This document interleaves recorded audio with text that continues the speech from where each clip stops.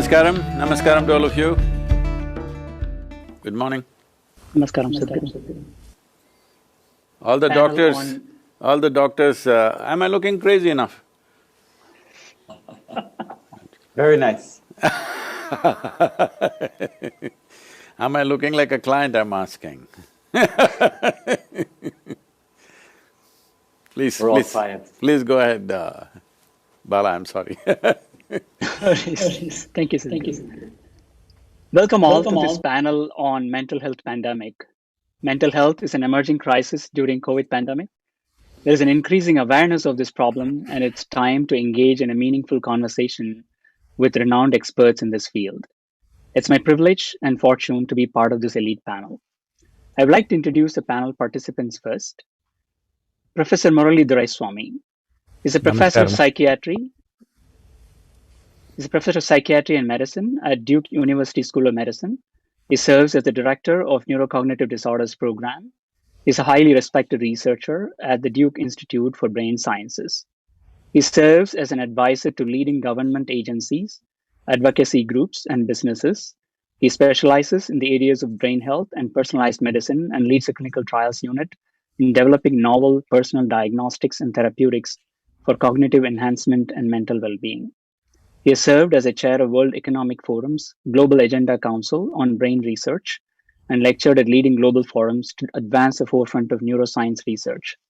Moreover, as a co-author of a popular book, The Alzheimer's Action Plan, and co-author on more than 350 publications, he has received several awards in recognition of his scientific work and his involvement in pivotal landmark trials that have helped develop many modern neurotherapeutics. His research has been featured in media outlets such as BBC, the New York Times, Scientific American, the Wall Street Journal, National Public Radio, CBS Evening News, the Dr. Oz Show, Oprah Show, and Time. He has appeared in acclaimed documentaries such as Honesty, The Truth About Lies and Mysteries of the Brain. It is our pleasure to have you, Dr. Murali Doraiswamy. That's wonderful. Namaskaram, Murali. It's an honor, great honor to be here with all of you, such distinguished experts. Thank you. Next, we have David Vago. He's a cognitive neuroscientist by training, has an academic pedigree from Vanderbilt, Harvard, and Cornell Medical Schools, with over 15 years of experience conducting research in the field of mindfulness, integrative medicine, and neuropsychiatry, and over 25 years of experience as a meditation and yoga practitioner. He has written some of the most cited research in the area of mindfulness and integrative health. Dr. Vago is currently the director of the Contemplative Neuroscience and Integrative Medicine Laboratory in the Osher Center for Integrative Medicine at Vanderbilt University Medical Center. He's an associate professor in the Department of Physical Medicine and Rehabilitation and the Department of Psychiatry and Behavioral Sciences. He also maintains an appointment I'm as sorry. a research I'm sorry. associate. Hey, it's a long thing, I didn't realize you have such a long citation. Sorry. Welcome, David. Yes, thank David, you. namaskaram, you're close by, in Nashville. Yes, so far, not so far, but it's nice to be sharing time and space with you here today. Next up, we have Dr. Vijaya Appareddy. She's triple boarded in adult, child psychiatry, and addiction medicine from Mount Sinai, New York. She has been the president for Tri-State Psychiatric Services, Chattanooga, Tennessee, from 1992. She serves as American Medical Association Council on Legislation member from July 2018 through present. Most notably, she successfully lobbied as a legislative committee member in 2009 for the name change to intellectual disabilities instead of mental retardation to remove the stigma associated with it. She was appointed as vice chairperson by President Bush to the prestigious President Committee on People with Intellectual Disabilities from September 2002 to 2006, and by President Trump from March 2018 to present. She served at the American Medical Association to end healthcare disparities from 2012. She's also a liaison for API for Women Physicians section of the AMA. She has authored several textbooks, most notably The Siblings of Psychiatrically Disordered Child. She has been a panelist in several scientific symposiums and has won leadership awards, including the Outstanding Citizen Award from the former Prime Minister of India, Honorable P.V.N. Rao. Welcome, Dr. Appareddy. Namaskaram, ma. My name is Bala Subramaniam. and I'm an associate professor at the Harvard Medical School and Ellison C. G. Pierce Endo Chair of Anesthesia at Beth Israel Deaconess Medical Center at Harvard Teaching Hospital. I completed my anesthesia MD from the All India Institute of Medical Sciences, went on to do my anesthesia residency and cardiac anesthesia fellowship at the Beth Israel Deaconess Medical Center. I also completed my master's in public health from the Harvard School of Public Health. My interest spans from improving perioperative outcomes, provider outcomes, and also investigating yoga and meditation sciences. Thank you. Sadhguru is a yogi, mystic, and visionary. Named one of India's 50 most influential people, Sadhguru's work has touched the lives of millions of people worldwide through his transformational programs. He has been conferred the Padma Vibhushan, India's highest annual civilian award, accorded for exceptional and distinguished service. An internationally renowned speaker and author of the New York Times bestseller, Inner Engineering, A Yogi's Guide to Joy, Sadhguru has been an influential voice at major global forums, including the United Nations, the World Economic Forum, and the World President's Organization, addressing issues as diverse as socio-economic development, leadership, and spirituality. He's also been invited to speak frequently at leading educational institutions, including Oxford, Stanford, Harvard, Yale, Wharton, and MIT, among others. More than 3 decades ago, Sadhguru founded Isha Foundation, a nonprofit human service organization with human well-being as its core commitment. The foundation is supported by over 11 million volunteers in more than 300 centers worldwide. Namaskaram, Sadhguru. Namaskar. Welcome all to this exciting panel. Namaskaram, Namaste, Vanakkam, wherever you are. During the pre-COVID times, most of us knew someone with mental health issues. According to the Center for Diseases in CDC, USA, mental health includes our emotional, psychological, and social well-being. It affects how we think, feel, and act. It also helps how we handle stress, relate to others, and make healthy choices. Mental health is important at every stage of life, from childhood and adolescence through adulthood. How common is it? This is pre-COVID. About 1 in 5 Americans, child or adult, will experience a mental illness in a given year. That is about 20%. More than half of us will be diagnosed with a mental illness or disorder at some point in our lifetime. That's a staggering number.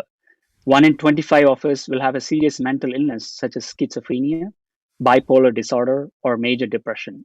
No small thing. 42 million people with anxiety disorders, 60 million people with major depression, 6 million with bipolar disorders, 2.4 million with schizophrenia. These numbers are all US numbers, and imagine multiplying this by X times for throughout the world.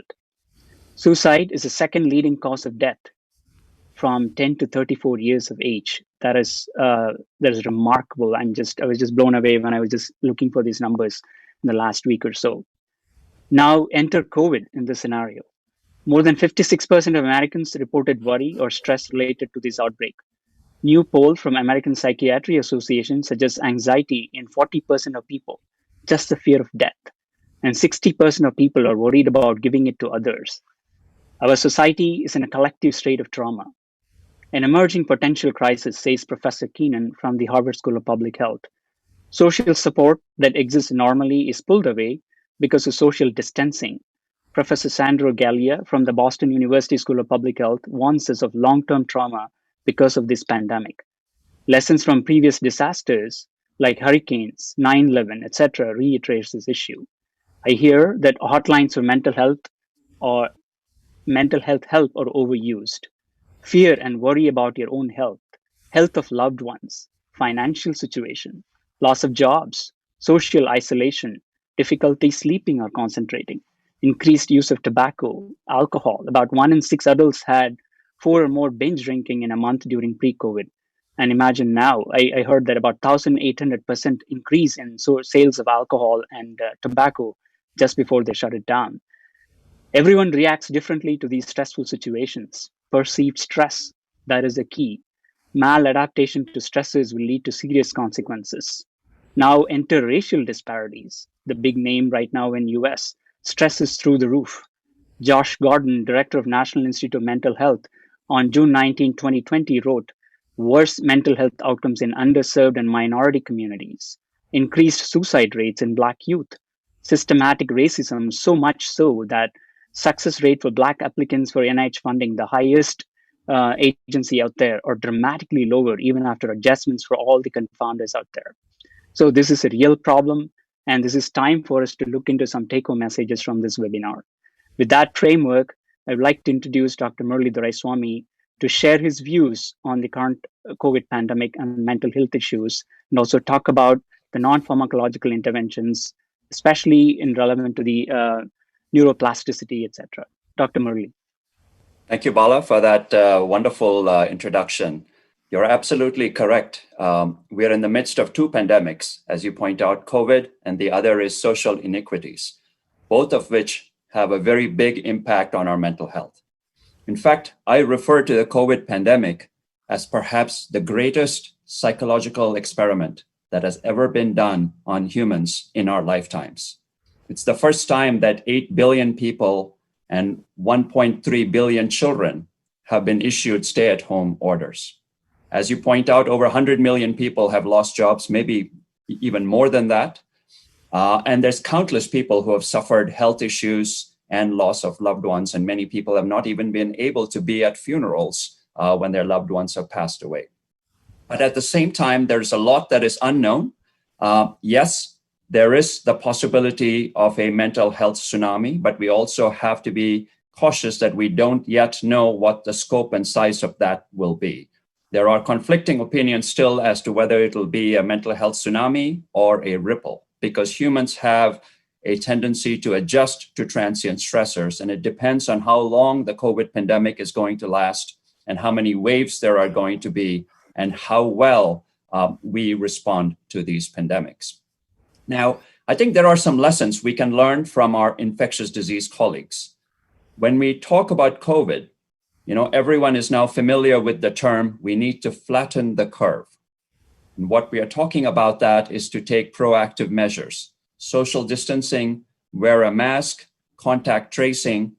So I think we need to think about our mental health in much the same way. And I think Sadhguru has referred to this elegantly in many of his talks. It's not about being reactive. Currently, society is reactive when it comes to mental health. We need to be proactive and predictive. So what do I mean by that?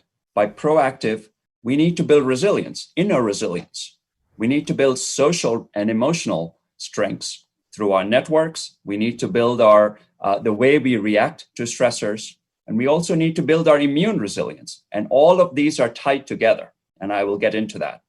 And the second thing, when I say predictive, what do we do with COVID? I think right now the focus, we need to test more people. We need to catch them early before they become really ill. We need to sort of make sure they get the best possible care. We still don't do that in mental health. There's an acute shortage of psychiatrists, of counselors, even in the richest countries around the world.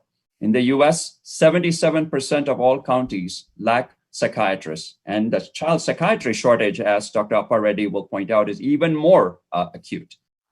So could we use digital tools? Could we train lay workers? Could we come up with other solutions that can sort of replace this sort of the unmet need in the system for qualified professionals? And how do we build the capacity?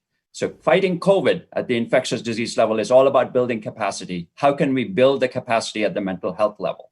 And I'm going to talk a little bit about how technology tools, especially smartphones, smartwatches, may be very helpful for early detection when we don't have other tools to help people. So let me get back to the first one. How do we build resilience? So we know, I'm just going to talk about immunity first, because we all know that stress is linked to cortisol or stress hormones. And we know that when stress hormones go up, it depresses your immunity. People don't realize that there could be a direct connection between stress, immune function, and our human behavior, which is the third piece. And I'm going to tell you what I mean by that. There's some very interesting studies that have come out where they injected people with a very low level of a toxin to induce low levels of inflammation, much like what COVID might do in people who are asymptomatic or very mildly infectious. And then they did fMRI scanning of their brains to see how their brains react to familiar and unfamiliar faces. And what they found was that if you don't have low level of inflammation, then you recognized your friends as friends and you responded to familiar people in nice, comfortable ways. But if you had marginally elevated levels of inflammation in your body, you saw familiar people as threats. You were much more likely to be divisive, much more likely to recognize friends as not being friends. So there is a way that low levels of stress and inflammation affect not just our physical health, but the way we interact with people around us. And is there a way to break this cycle? Because stress can induce either a positive cycle or a negative cycle. The positive cycle of stress is, yes, inflammation. It sort of makes you divisive. It has damaging health effects on your heart, on your brain, on your cognition, on your sleep. Uncertainty breeds anxiety. But on the other hand, if you can defeat that, then you lead to a positive cycle where you're able to cope with stress and you're able to cope with uncertainty, because uncertainty is one of the things that our brains are most vulnerable to. And that is something I would love to get Sadhguru's opinion on. Why is the human brain so vulnerable to uncertainty? Why does it breed anxiety? You know, it's almost like the favorite of a horror story writer. They love uncertainty. They love building up the tension so that it drives you crazy. And that is exactly what the COVID virus is doing, because we don't have good solutions. It's infecting our minds. And so how can we overcome that? And that is one area. Now, I know that a couple of weeks ago, we celebrated the International Yoga Day. And I know that, Sadhguru spoke at the event. Now, yoga and meditative practices actually are an amazing tool to build resilience, both at the emotional level and at the immune level. Many of us don't think of yoga and meditative practices as a tool to boost immunity. There was a recent study that came out where they reviewed 15 published trials of meditative practices and yoga, and they showed that they boosted protective chemicals that are anti-inflammatory, and they reduced levels of pro-inflammatory chemicals that we call as cytokines. And within 1 hour of starting yoga practices, 111 genes were changed. The expression of 111 genes, many related to immune function and inflammatory functions, were changed. And for 1 week, just 1 week of practice, produced noticeable benefits. People think you have to practice 3 years, 4 years, 5 years to produce big changes. No, you can see short-term, immediate effects within even a week of practice. And the first generation of yoga studies on mental health were not that well done. They were not high quality trials. They were small. They were not adequate controls.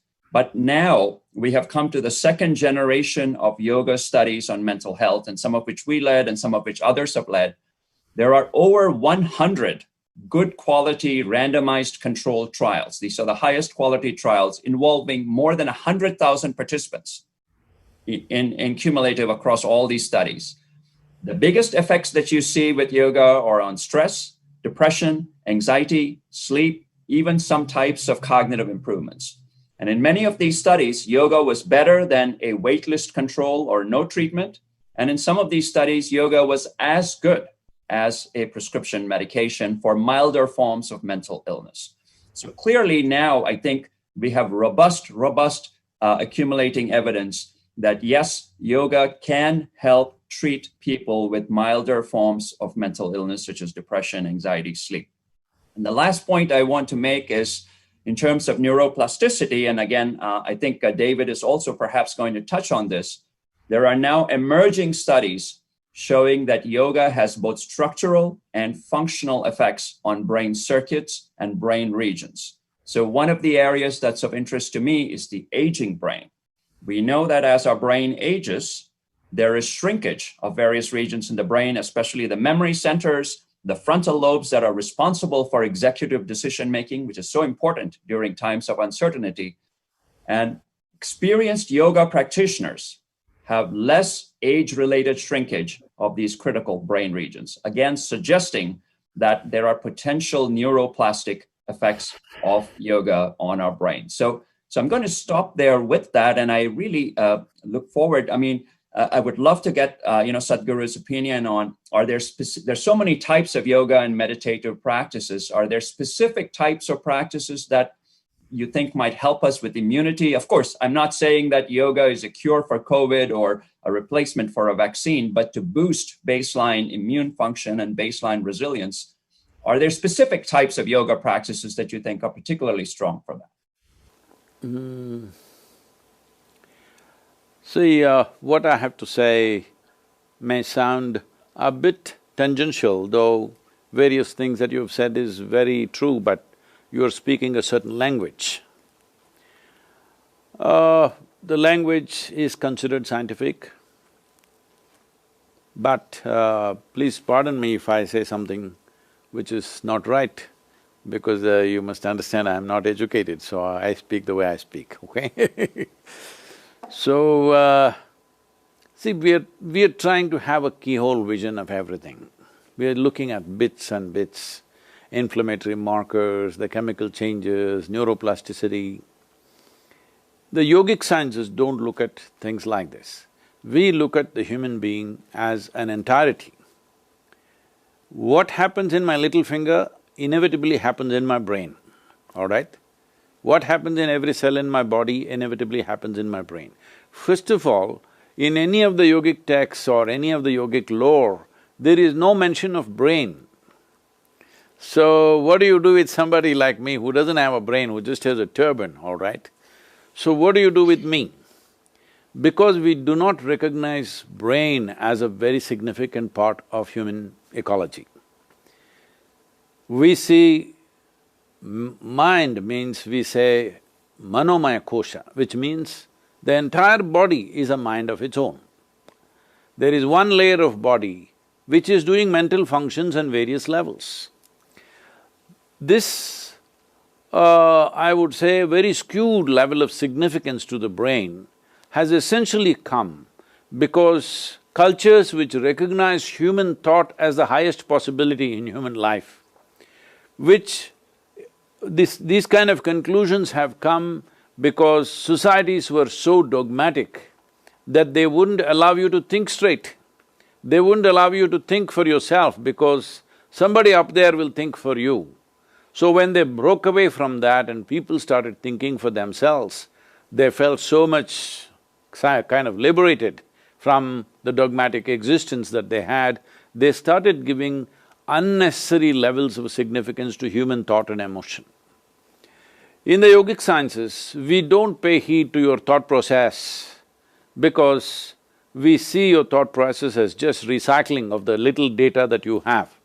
But what's happening in every cell in the body is a phenomenally more complex mechanism, phenomenally more complex activity than what is happening in terms of, thought and emotion circulating in your head. So, in terms of memory and in terms of intelligence, both ways, every cell in your body carries more memory than you can ever carry in your brain and more intelligence in terms of sophisticated and complicated activities that every cell in the body is doing. So, having said that, so there is a mind across the body. As there is a physical body, there is a mental body, there's an energy body, there's an etheric body. So depending upon your access that you have found to these 4 or 5 different dimensions of bodies, or the alignment of these first 3 bodies, the physical, mental and energy body, your mental health is decided by how well aligned these 3 dimensions are.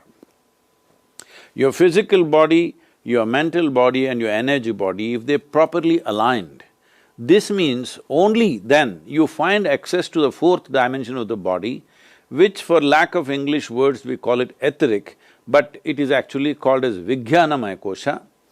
To explain Vijnan, 3 of you are from Indian background, so generally the word Vijnan is used as science. Vijnanam or Vijnana means science. Vijnan means Vishesh Jnan. That means that dimension of perception which you cannot have through your 5 senses. That means that dimension of perception that you cannot see, that you cannot hear, that you cannot smell and taste or touch, When you perceive that dimension, then we say it's Vigyan. So this is a dimension within you which is moving from physicality to a non-physical state. Because we see mind also as a physical thing. See, as if I wish, I can throw a thing at you. Similarly, I can throw a thought at you. So we treat thought as a physical process, emotion as a physical process. Because thought and emotion have a physical existence. Now that you can measure it on whatever kind of instruments you guys have, obviously it's physical. When you can measure something on a physical parameters, physical instrument, obviously it subscribes to physical parameters and it is a physical thing. Mind is physical because it has a chemical and electrical background to it. So, we don't see mind as a separate mechanism, brain as a separate mechanism. The neurological system, as all of us know, is right across the body, and everything that happens in every cell of this system has an impact on our mental health. First of all, what is mental health?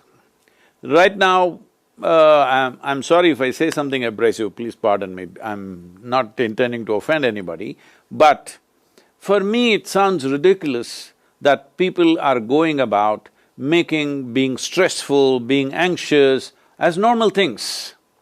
It is not normal. When you were a 5-year-old child, joy was normal, isn't it? When did it so happen that stress became normal, tension became normal, anxiety became normal, being depressed became normal? Slowly this is a new normal we're establishing. This new normal is completely away or deviant from the natural existence of a human being. So essentially, let me put it in my own experience because I am neither qualified in scriptures nor in modern science. All I know is, I know this piece of life absolutely, from its origin to its ultimate, and that's all I know. I'm speaking from this context. It so happened one day I suddenly realized that if I don't mess with my mind, I'm always ecstatic. I'm just dripping ecstasy simply because I don't put my hand into my mind. So once I realized that, I really thought, this is it. I was 25 years of age at that time. On that day, after a few weeks of experimenting with it, and I saw every time I just don't touch my mind, I'm just overflowing with ecstasy, then I made up my mind. I made a plan for the world. On that day, the population was about 5.6 billion people. I made a plan that in 2.5 years' time, I will make the entire population ecstatic. I thought I have discovered something. Well, it's only later I realized in the tradition there is so much talk about it. Till then I had no clue about any tradition, all I knew was I have hit a gold mine. If I just take my hand off my mind, I'm just bursting with ecstasy. I actually sat down and made a plan. In 2.5 years, I will make the entire world ecstatic. Who wouldn't want it, I thought. Now nearly 40 years, look at me. We have touched a few million people, but that is not the entire population. But it slowly I discovered people are so invested in their miseries. Initially I thought, who would not want to be ecstatic? But people are so invested in their miseries, they are not going to give it up because they have been socially taught misery will produce results. They think anger will produce results, anxiety will produce results. A whole lot of people are writing books how you can use the energy of anxiety into a creative process, energy of anger into a creative process, resentment into a creative process. All the best for you. If you want to do everything from an unpleasant source within you, all the best. Fundamentally, if you really look at yourself, you are neither joyful, nor painful, nor miserable, nor anything. You can make yourself anything you wish. It is just that human beings have given up this choice as if they have chosen to go back in the revolutionary process. The significance of being human is just this. See, this is the only creature that you refer to as a being. You don't call a tiger a being, an elephant a being, an ant a being, because they're all creatures of compulsive, instinctual reactions. This is the only one which is capable of a conscious response to everything that happens within and outside of us. So this knows how to be. That is the reason why we have called this a being. But how far away from that have we gone? Humans know how to be, they're the only ones who don't know how to be. It looks like the other creatures know, a rat knows how to be a good rat, a tiger knows how to be a good tiger, a human being doesn't know how to be a wonderful human being. This is the only problem you're facing. Actually, there is only one problem on this planet, human being.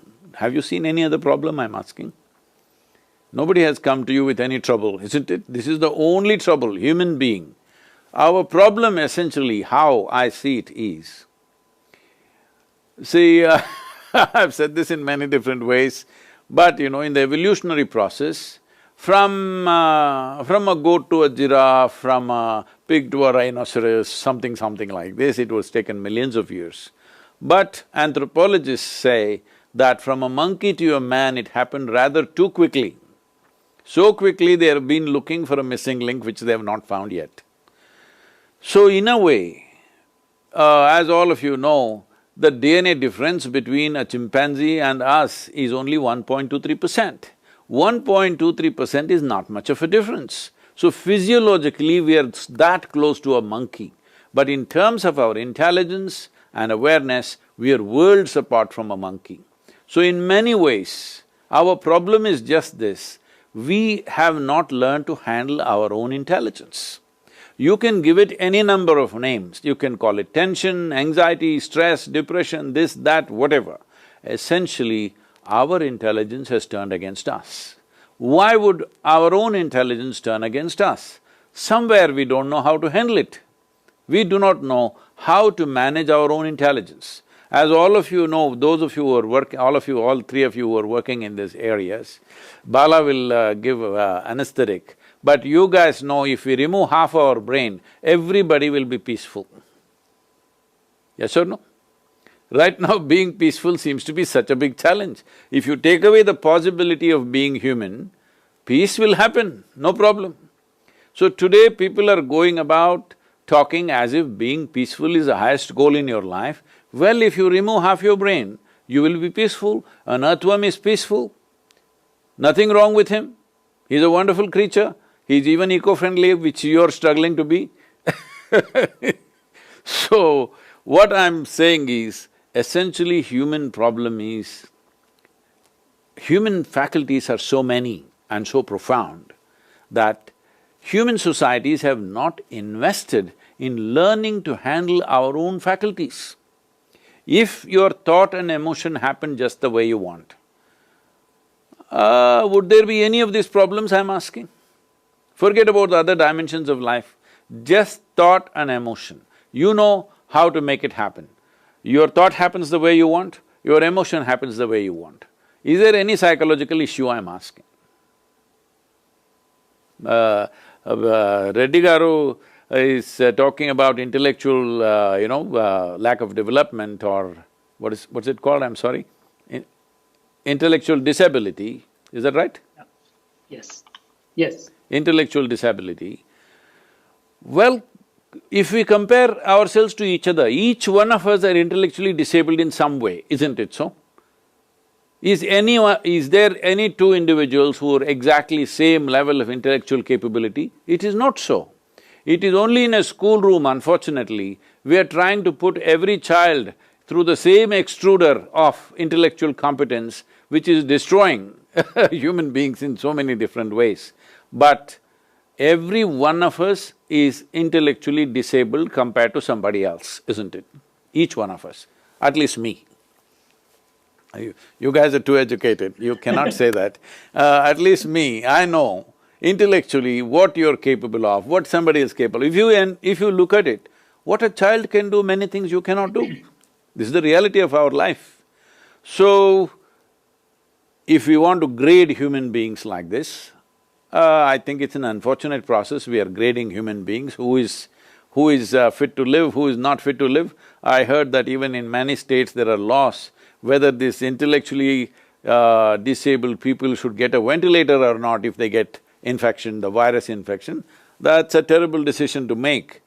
But maybe they have to make a decision on some basis, they have chosen to make it like this, very, very unfortunate.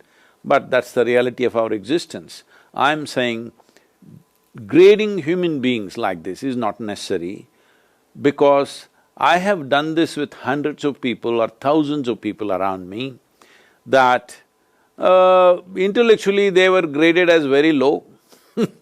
Most of the people who come to me are school dropouts, all right? People who are qualified will all go somewhere else. But within 6 months to 1 year, they will start doing things with me. They are managing one of the, major organization in absolute efficiency. If you come and see our events, our centers, how they are managed, anybody from any major corporations, if they come, they see we are better managed than them. But we don't have any MBA qualified people. We don't have Harvard Business School people coming and working with us. No such thing. All intellectually disabled people only I have in some way. That's the kind of people I draw, it looks like. But they will do a fantastic job, because intelligence is not just in the intellect. Intellect is just one aspect of our intelligence. We have given too much significance to it simply because of the type of school education we have created, which is purely intellectual. There is no room for other dimensions of intelligence within you to function. Because of this, we will have to grade human beings. I'm asking, do you believe an ant is stupid? Hello? He's very, very smart with his life. He just knows what to do. I wish a lot of human beings, if they were as clear about their life as the ants are, there wouldn't be any psychiatric problems. Really. I don't think they have a clinic to treat them, because they just know what to do. But they are more pre-programmed. Our problem is nature gave us little freedom and we're messing it up. What humanity is suffering is not its bondage. Humanity is suffering its freedom, unfortunately. If you want to exercise this freedom in a positive way, it's important that as a society, not only as individual human beings, as a society, we have to invest towards how to harness human faculties, which are so many and so profound compared to any other creature on this planet. There is absolutely no focus on that in our education systems. We are focused on how to conquer the world, how to conquer the galaxies, but we are not focused on how to take charge of our own faculties. So now you are seeing, it is not because of the virus that this is happening. This is happening, virus might have stimulated a little more problems, but half the people who are driving on the street are in some states of misery, that's what I see. You just stand in any major city, in any part of the world, and see they're all driving their dream machines, all right? When I say dream machines, what your parents could not afford, what your grandparents could not afford, you're wearing, you're driving and you're living in those kind of homes. But tell me how many people on the street are driving their dream machines joyfully? Hardly any. So all of them are sick in my opinion. They may not come to the clinic, but anybody who does not know how to be pleasant within himself or herself, it is not even about being pleasant to somebody, being pleasant in your experience of life, in some way a sickness has set in. Whether you are going to diagnose them or not, whether you are going to medicate them or not, that's a questionable thing, that is decided by the doctors, that's fine, but anybody who is walking around joylessly is obviously a sick person. You want it to become a clinical diagnosis, only then you think they are sick. No, the first roots of sickness are already there. It's like if a tree is standing, if the leaves dry up, we know the tree is getting sick. We don't have to wait till the trunk dries up to know that it's sick. Leaves are beginning to go brown, dry up in the wrong season, then we know this plant is suffering in some way. So, when you were a child, your face was like this, and now it's becoming like this, that means you're sick. No, people say, this is because of my profession, then don't do it, get fired. No, this is because of family, then why did you build a family, be alone? No, because you're alone, you suffer. Because you have family, you suffer. You don't have a job, you suffer. You got a job, you suffer. You're poor, you suffer. You're rich, you suffer. Tell me one place where human beings are not suffering. Suffering means sickness, it is. Suffering is a consequence of sickness. Suffering is a surface. There is a deeper sickness within. So, the word dis-ease is a very good word.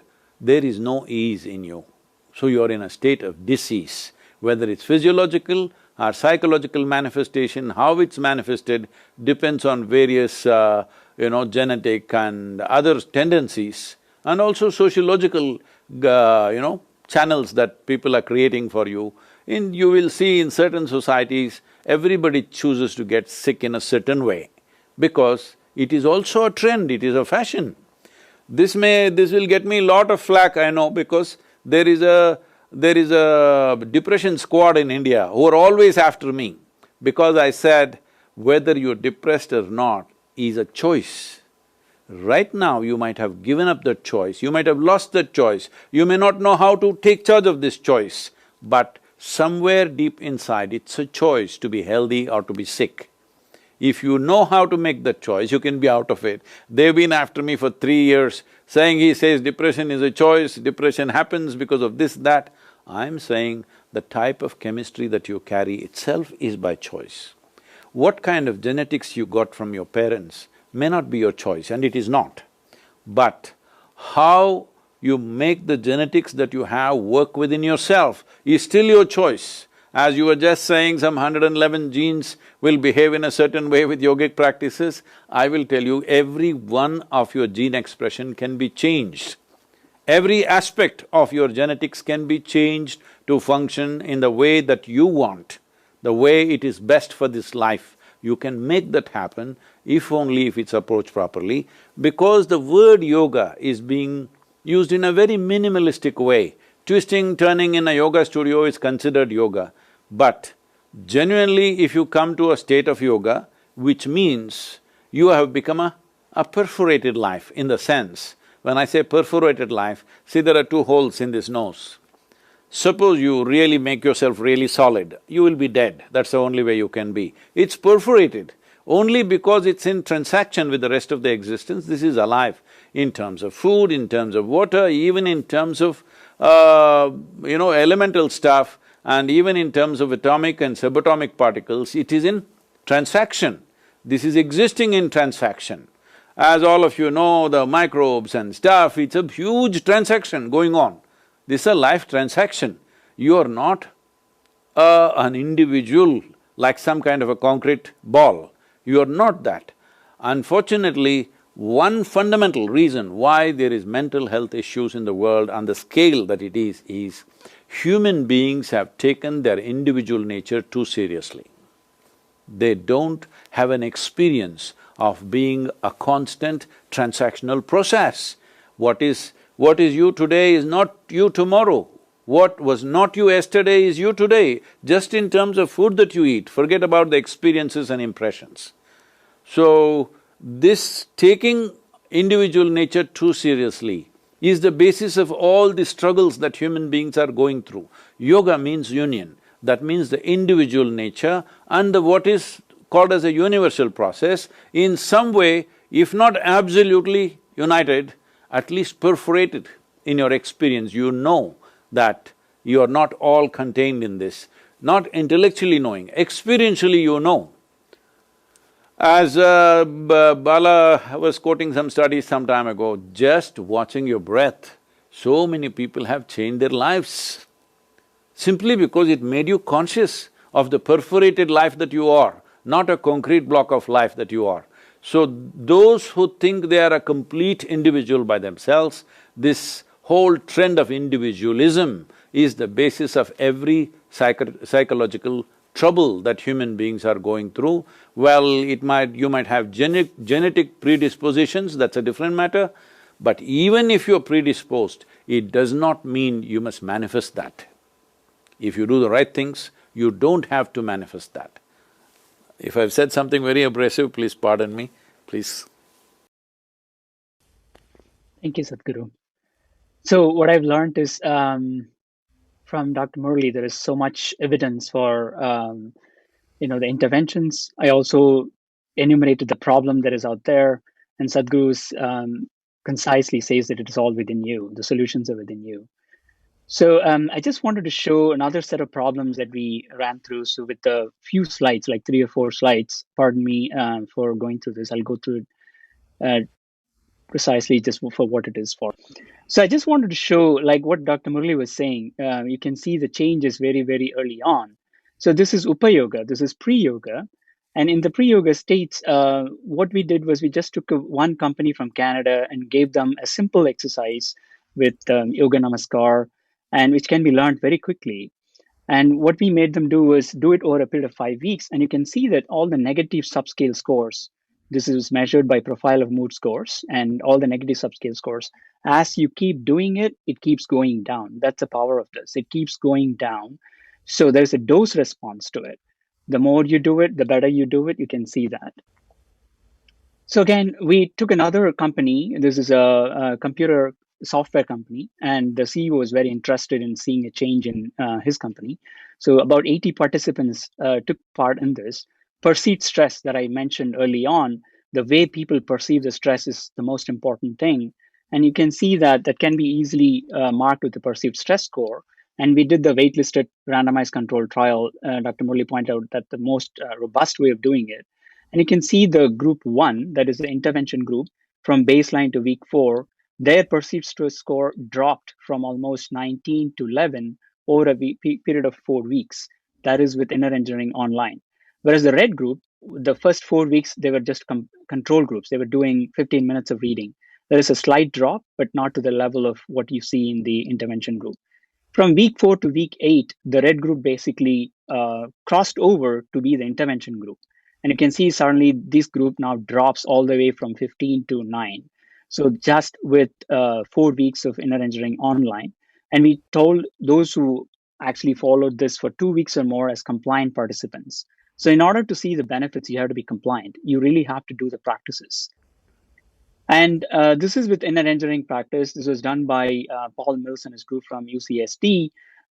Christine Peterson published this. And with inner engineering, you can see the perceived stress score goes down. And for those, the flat line is those who are not doing these practices on a regular basis. This is over a period of 6 weeks. You do not see a change in the perceived stress score at all. So you have to do that to see a change. The general well-being, again, you see that it improves with optimum that is doing on a daily basis, or moderate that is almost 3 days a week, or more than 3 days a week. Whereas those who did not do that, they did not see any change in the global well-being scale. Here, an increased scale score means a better well-being. And with the inner engineering practices over 3 months, like Dr. Murli pointed out, you also saw here a robust cortisol awakening response, and there was a 3-fold increase in BDNF. In comparison, when you do exercises of moderate intensity, you only see almost 40 to 50% increase in BDNF, that is brain-derived neurotrophic factor. Low levels of brain-derived neurotrophic factor has been associated with many mental states like Alzheimer's disease or depression, etc. So something important to know. That you can see large changes in brain-derived neurotrophic factors. And here, with the inner engineering practices in a 4-day meditation retreat, you can see the depression scale actually before and after meditation goes down. Anxiety scale, it goes down before and after meditation. So this was almost in 148 participants, so pretty large study there. Over the last 3 years, so we have been trying to do this simple techniques that can be given to people, they can adapt it. What we are having problem with is about 1/3 of the people actually take it, do it the way it is supposed to be done, and they see the changes, they stick to the practices over long term. Another 1/3 of the people, they're intrigued enough, but they never really carried on. So you saw those slides where you don't have the optimal practices, you will not see a change. And so they're not seeing a change, it becomes a cycle. They say, oh, I don't see anything and I can't do it. Another 1/3 of the people simply don't bother. So despite all the evidences that we have, there's a clear problem. There is an easy non-pharmacological solution. And as Sadhguru states that all that is within you, how do we make these people comply with these practices? There is no one-size-fits-all approach. Everybody has a different way of uptaking these practices. We understand that. So a school like Isha Yoga or many other schools have a menu of practices that can be given. People can uptake any one of those and practice it on a daily basis.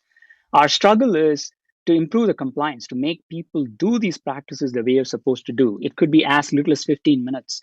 In another study with Isha Kriya, in about 15 minutes of meditation over almost 6 weeks, we are able to show gamma waves in people. All that you need to invest was 15 minutes a day. So despite this, my struggle, or I think I've heard also discussed with many other people, experienced investigators like David, some people have said that, people don't comply with their practices. It's not simple. It's not like a pop a pill. It's not like an on and off switch. Question to Sadhguru is, what can we do to improve the compliance for these people? Well, I think the pandemic will improve the compliance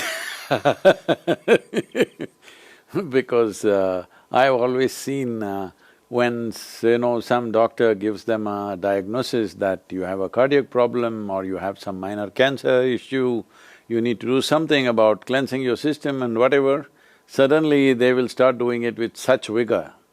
So it's unfortunate most people their sense of well-being is a very low expectation of themselves. Not everybody has a very high expectation of how they want to be, that they must be constant growth and constant improvement upon themselves. That is not a driven force in a whole lot of people. Their whole thing is about how to survive, how to have little pleasures in their life. So because of that, the compliance levels will be low. That is why it is important to teach simpler and simpler practices which are easy to comply. And also compliance goes up when the program is delivered as a powerful experiential process. This is why to teach a 21-minute Shambhavi Mahamudra, we spend nearly 32 hours of time, because without the necessary understanding and inspiration, most people will not comply with the practice. Above all, the first time when they go into it, the process of transmission should be such a big experience.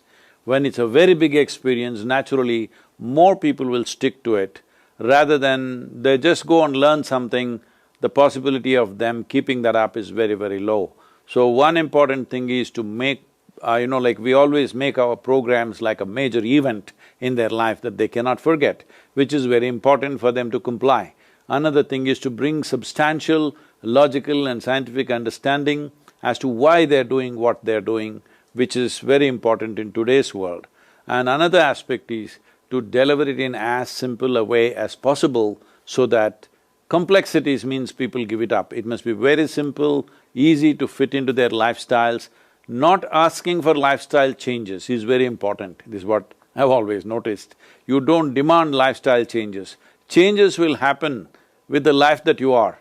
Lifestyle you don't try to change because people are so committed to their lifestyle, more committed to lifestyle than life. This is their problem. So, we always focus on the life and don't touch their lifestyle. This way the compliance could go up much more than what it is right now. Thank you, Sadhguru. I also want to say that one study that we are currently doing is the COVID incidence, also the prevalence of the diseases, symptoms, etc., and also their stress levels and other scales. We are doing a preliminary analysis of the baseline data with the IRB approval, and I wanted to say that in about 5,000 participants who do yoga practices, inner engineering practices regularly for almost 60 days or so, their perceived stress scale levels was almost 11, compared to a very high levels of general population, about 2,500 people who do not do any yoga practices, but who are of same age, gender, and sex, and also from the same geographical distribution. They almost have 16, a median scale of 16.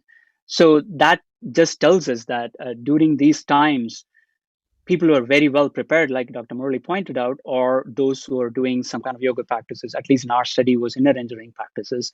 I'm sure there are other people who have done other things. So you can only be prepared until we get a vaccine or until we get some kind of treatment. We can only prepare ourselves to face that.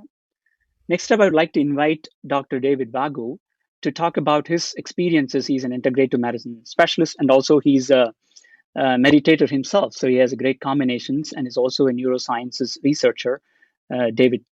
Grateful to be sharing time and space with you, Sadhguru, and Dr. Darswami, Dr. Bala. Dr. Aparetti, and all of you that are really listening. This is really an unprecedented moment, really, in history, right? That we're in this global pandemic. And as Dr. Bala and Dr. Dorswami have already alluded to, that we're having the effect here is that there's a profound negative psychological and social impact that will likely persist for months and years to come. So we're all really looking for solutions. We're faced with social isolation, which, as we all know, as humans, is horrible for us. Economic hardship and pandemic fatigue. This is a phenomenon where people are tired of taking precautions. So our future is really uncertain every day, and the decisions that we have to make based on uncertainty only contributes to more anxiety. So the question really is, what can science and contemplative wisdom do for us, to help us? My research focuses a lot on how we understand the self from a psychosocial and cognitive neurobiological perspective, and how contemplative practices like yoga and meditation can change our neurobiology, supporting adaptive health outcomes.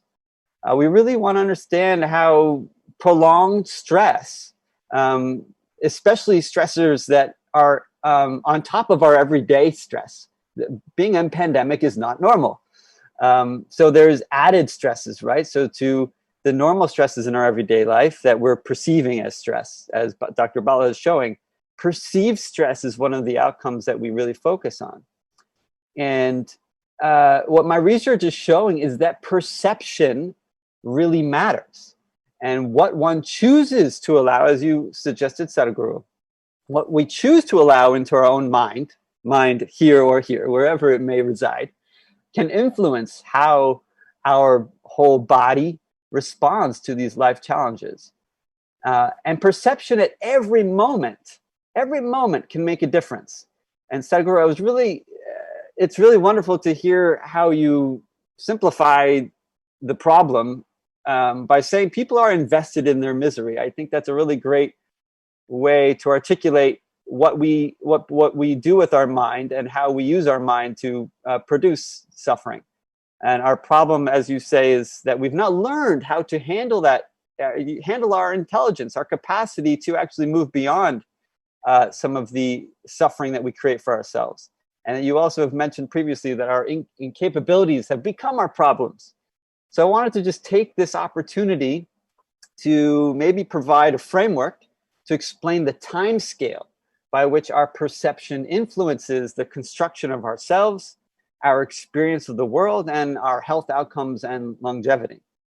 And I will just say as a caveat that there is good news that there is a systematic form of mental training involving meditation and yoga, not just the physical postures on the mat, like you suggest also, is that there's a way of being in the world that relates not only to what you do on the mat, but what you do off the mat, that can transform ourselves and our mental habits in a positive way. So I think that the science, I will say, or the current research is in alignment with some of the greatest contemplative and wisdom-based traditions. For example, you often quote the Dhammapada, which is some of the best-known collections of teachings by the Buddha, that describes our life is shaped by our mind, for we become what we think. And that statement really summarizes what I'm going to now just describe in terms of the neurobiology and the what I call the temporal chronometry. The way that time unfolds in your brain and body when you perceive something every moment.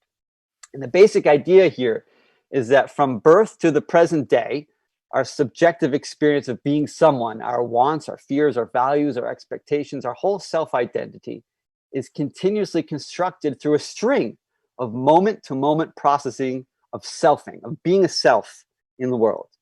And that each moment can be broken down into processes of perception, sensory awareness, and cognitive evaluation, all of which happen on a time scale of 500 milliseconds, or half a second. And you can think about what that really means, is that we blink every 250 milliseconds. Every blink, right? So almost 2 blinks of an eye is a moment in which what you've perceived in the world is actually creating plasticity in your brain to reify yourself and your mental habits. And it can move in a trajectory of maladaptive selfing or adaptive selfing. So we have, I'll just briefly say, we have 86 billion neurons in our brain. We're born with 86 billion neurons. And we pretty much die with about the same number of neurons. It's really the cell-to-cell synaptic connections that are made in response to our everyday experiences that construct ourself, that help provide the patterns by which we identify with and the way we perceive and experience the world. So let's just unpack this 500 millisecond moment, right? This string of 500 millisecond moments sustains a cycle of mental habits and dispositions that are self-conditioning, self-perpetuating through repetition. And again, it reifies our conception of self, coloring our memory for the past or the imagined future. And based on this idea, we can say that you, Sadhguru, for example, have had over 3 billion moments to become who is speaking with us today. Think of the billions of moments that you have had every 500 milliseconds since from birth to right now. Have really. You calculated that number for me? I did. It's about that. 3 billion. It's about. So when people ask me my age, I will say 3 billion milliseconds. 3 billion moments. Well, it's 3 billion times 500 milliseconds. Okay. So 1.5 billion seconds, maybe. But just like your physical self, your mental self is not a static entity. It's constantly changing. And what I want to emphasize is that whatever thought or emotion that makes up the content of our mind every moment may have a negative consequence for our health or well-being or a positive one.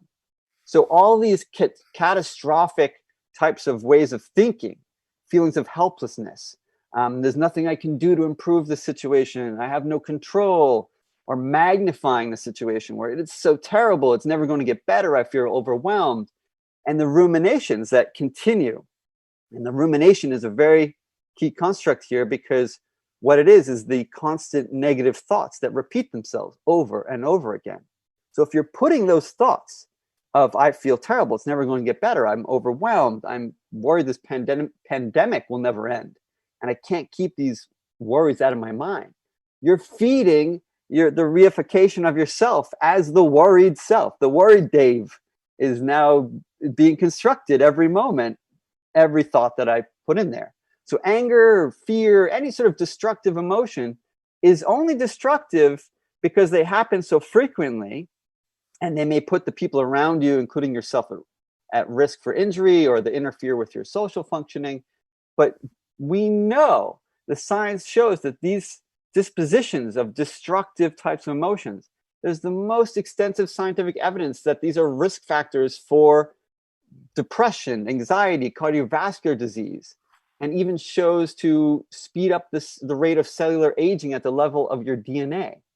It increases the risk of dying prematurely of a heart attack.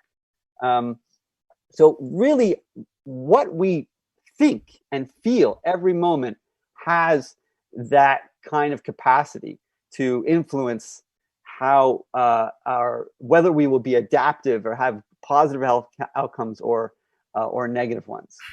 So I'm not going to speak at length here, but I will say that the data from integrative mind and body practices like meditation and yoga are starting to show very positive outcomes, to show that a systematic form of training to allow us to, I think, Dr. George Swami, you also said this, instead of reacting to the things that happen in our experience, responding in a way where we are doing it with some awareness, with some intelligence, and we're actually using our intelligence for good, where we don't just react and go with the mental habits that have been destructive in the past, but allow us to get unstuck and not, entrenched in some destructive mental pattern, and to move beyond that kind of distorted way of seeing the world. This will allow us to move into a more adaptive type of behavior pattern. And we're now seeing that these biases that we all have, whether they are biases in how we avoid negative things that are happening around us, or whether we have racial biases, they're all informing our present moment awareness and how we see the world in front of us and how we see others. And what we're seeing in our own data from people who practice meditation and yoga is that these biases at the 200 millisecond level, this is below conscious awareness, is changing. And that suggests, and that correlates with the positive health outcomes like perceived stress or well-being or other health outcomes like pain interference. We're showing that those biases that are changing as a result of these meditation practices are a direct result of the intervention itself, meaning the more you practice the meditations, the less bias you have, and the more adaptive your mental habits become. So I have two kind of broad questions for you based on the comments you've made, Sadhguru. You often refer to a universal non-dualistic consciousness that is common across the majority of spiritual and contemplative traditions. This is an experience that has the potential to alleviate all suffering, dissolve all the illusory boundaries between self and others, and unify all sentient beings through compassionate, calm awareness. And I wanted to ask, and I do believe in this as a practitioner and as a scientist. I just wanted to see if you could respond by saying how accessible or even relevant is this profound experience of non-duality, of this consciousness that you speak of. During an unprecedented global pandemic that's having profoundly negative psychological and social impact that may persist for months or years to come. And I have a second part. I don't know if you want to take two parts or I'll if you can hold that in mind, if it is indeed accessible, this universal consciousness, and even in times of this added stresses, having not enough money to pay our rent, put food on the table, provide safety for our family, can people expect to benefit directly from the prescribed yoga and other meditation practices and tools being offered through virtual programs, because everything is moving virtually, right? So again, Dr. Doraiswamy and Dr. Bala have talked about some of the work that they're doing that is virtual. But can these virtual programs capture the value added through direct experience of a teacher, the sacred space of what you have in a temple, or the practice in the context of a community? And I'll just mute myself to hear your response. Thank you for recognizing my intellectual disability, whether I can hold two questions in my mind or not. I thought I will leave it to Dr. Appa Reddy, but you took it up. You don't give yourself enough credit. That's okay. So, see, do not look at this as a doctrine. It's not a doctrine of Advaita. It is not a doctrine of universality. As a doctor, you know today that you have more microbes, bacteria and viruses and other microorganisms in this body than the cells, human cells that you have. This is a fact.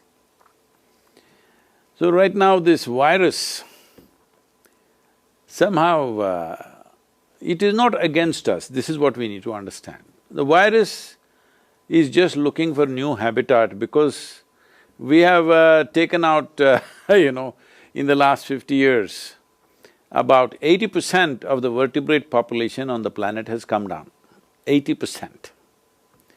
So the virus that was living happily in a pangolin or a bat, don't have enough pangolins all eaten up by somebody.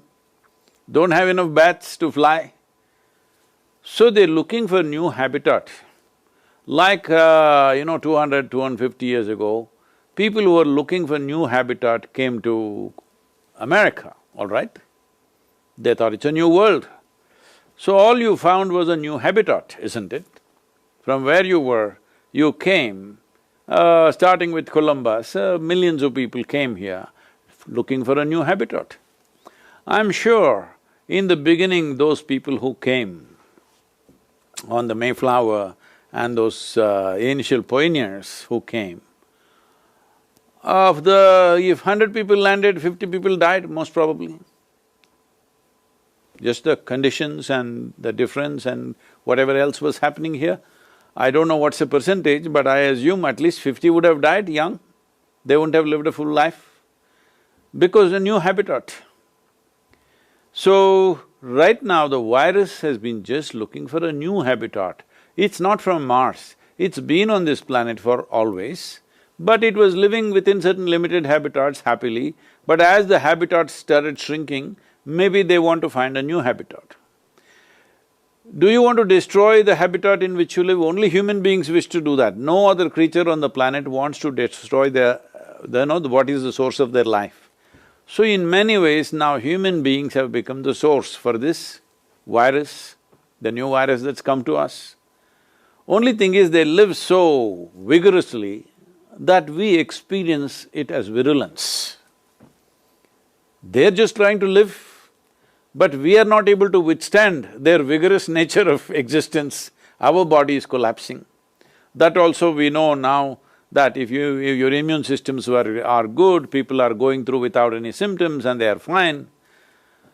And there are various other things people are talking. Anyway, in another 1 or 2 years, it'll be with all of us and we will all manage to live, or some will die, so most of us will live with the virus.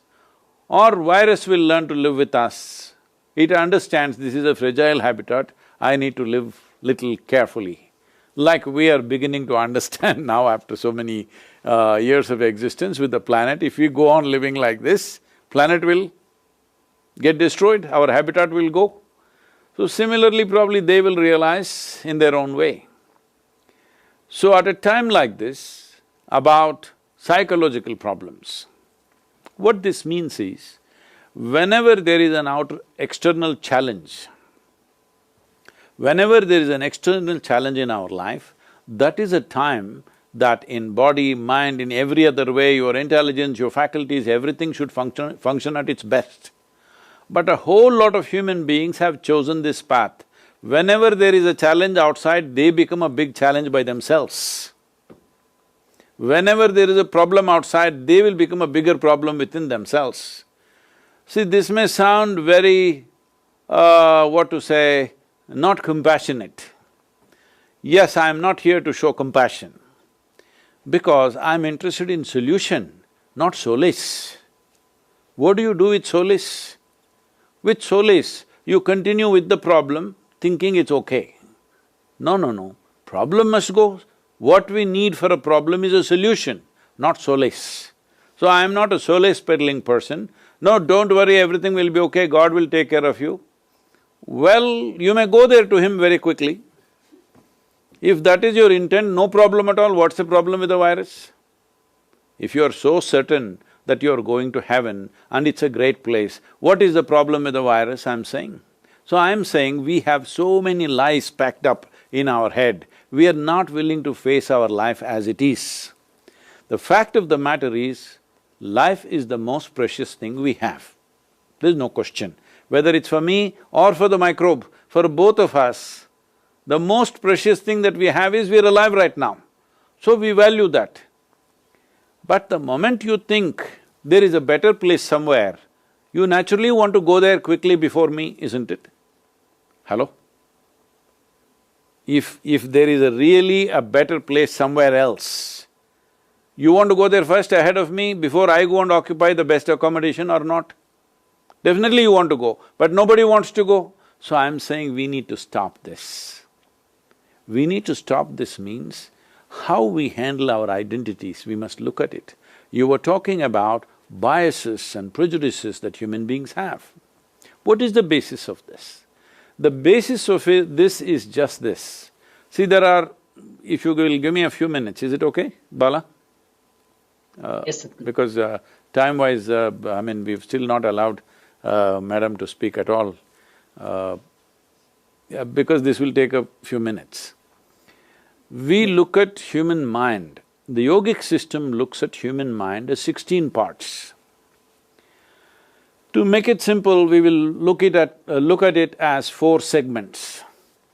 These are called buddhi, ahankara, manas and chitta. What this means is, buddhi means the intellect. Right now, modern societies think this is the only thing that matters.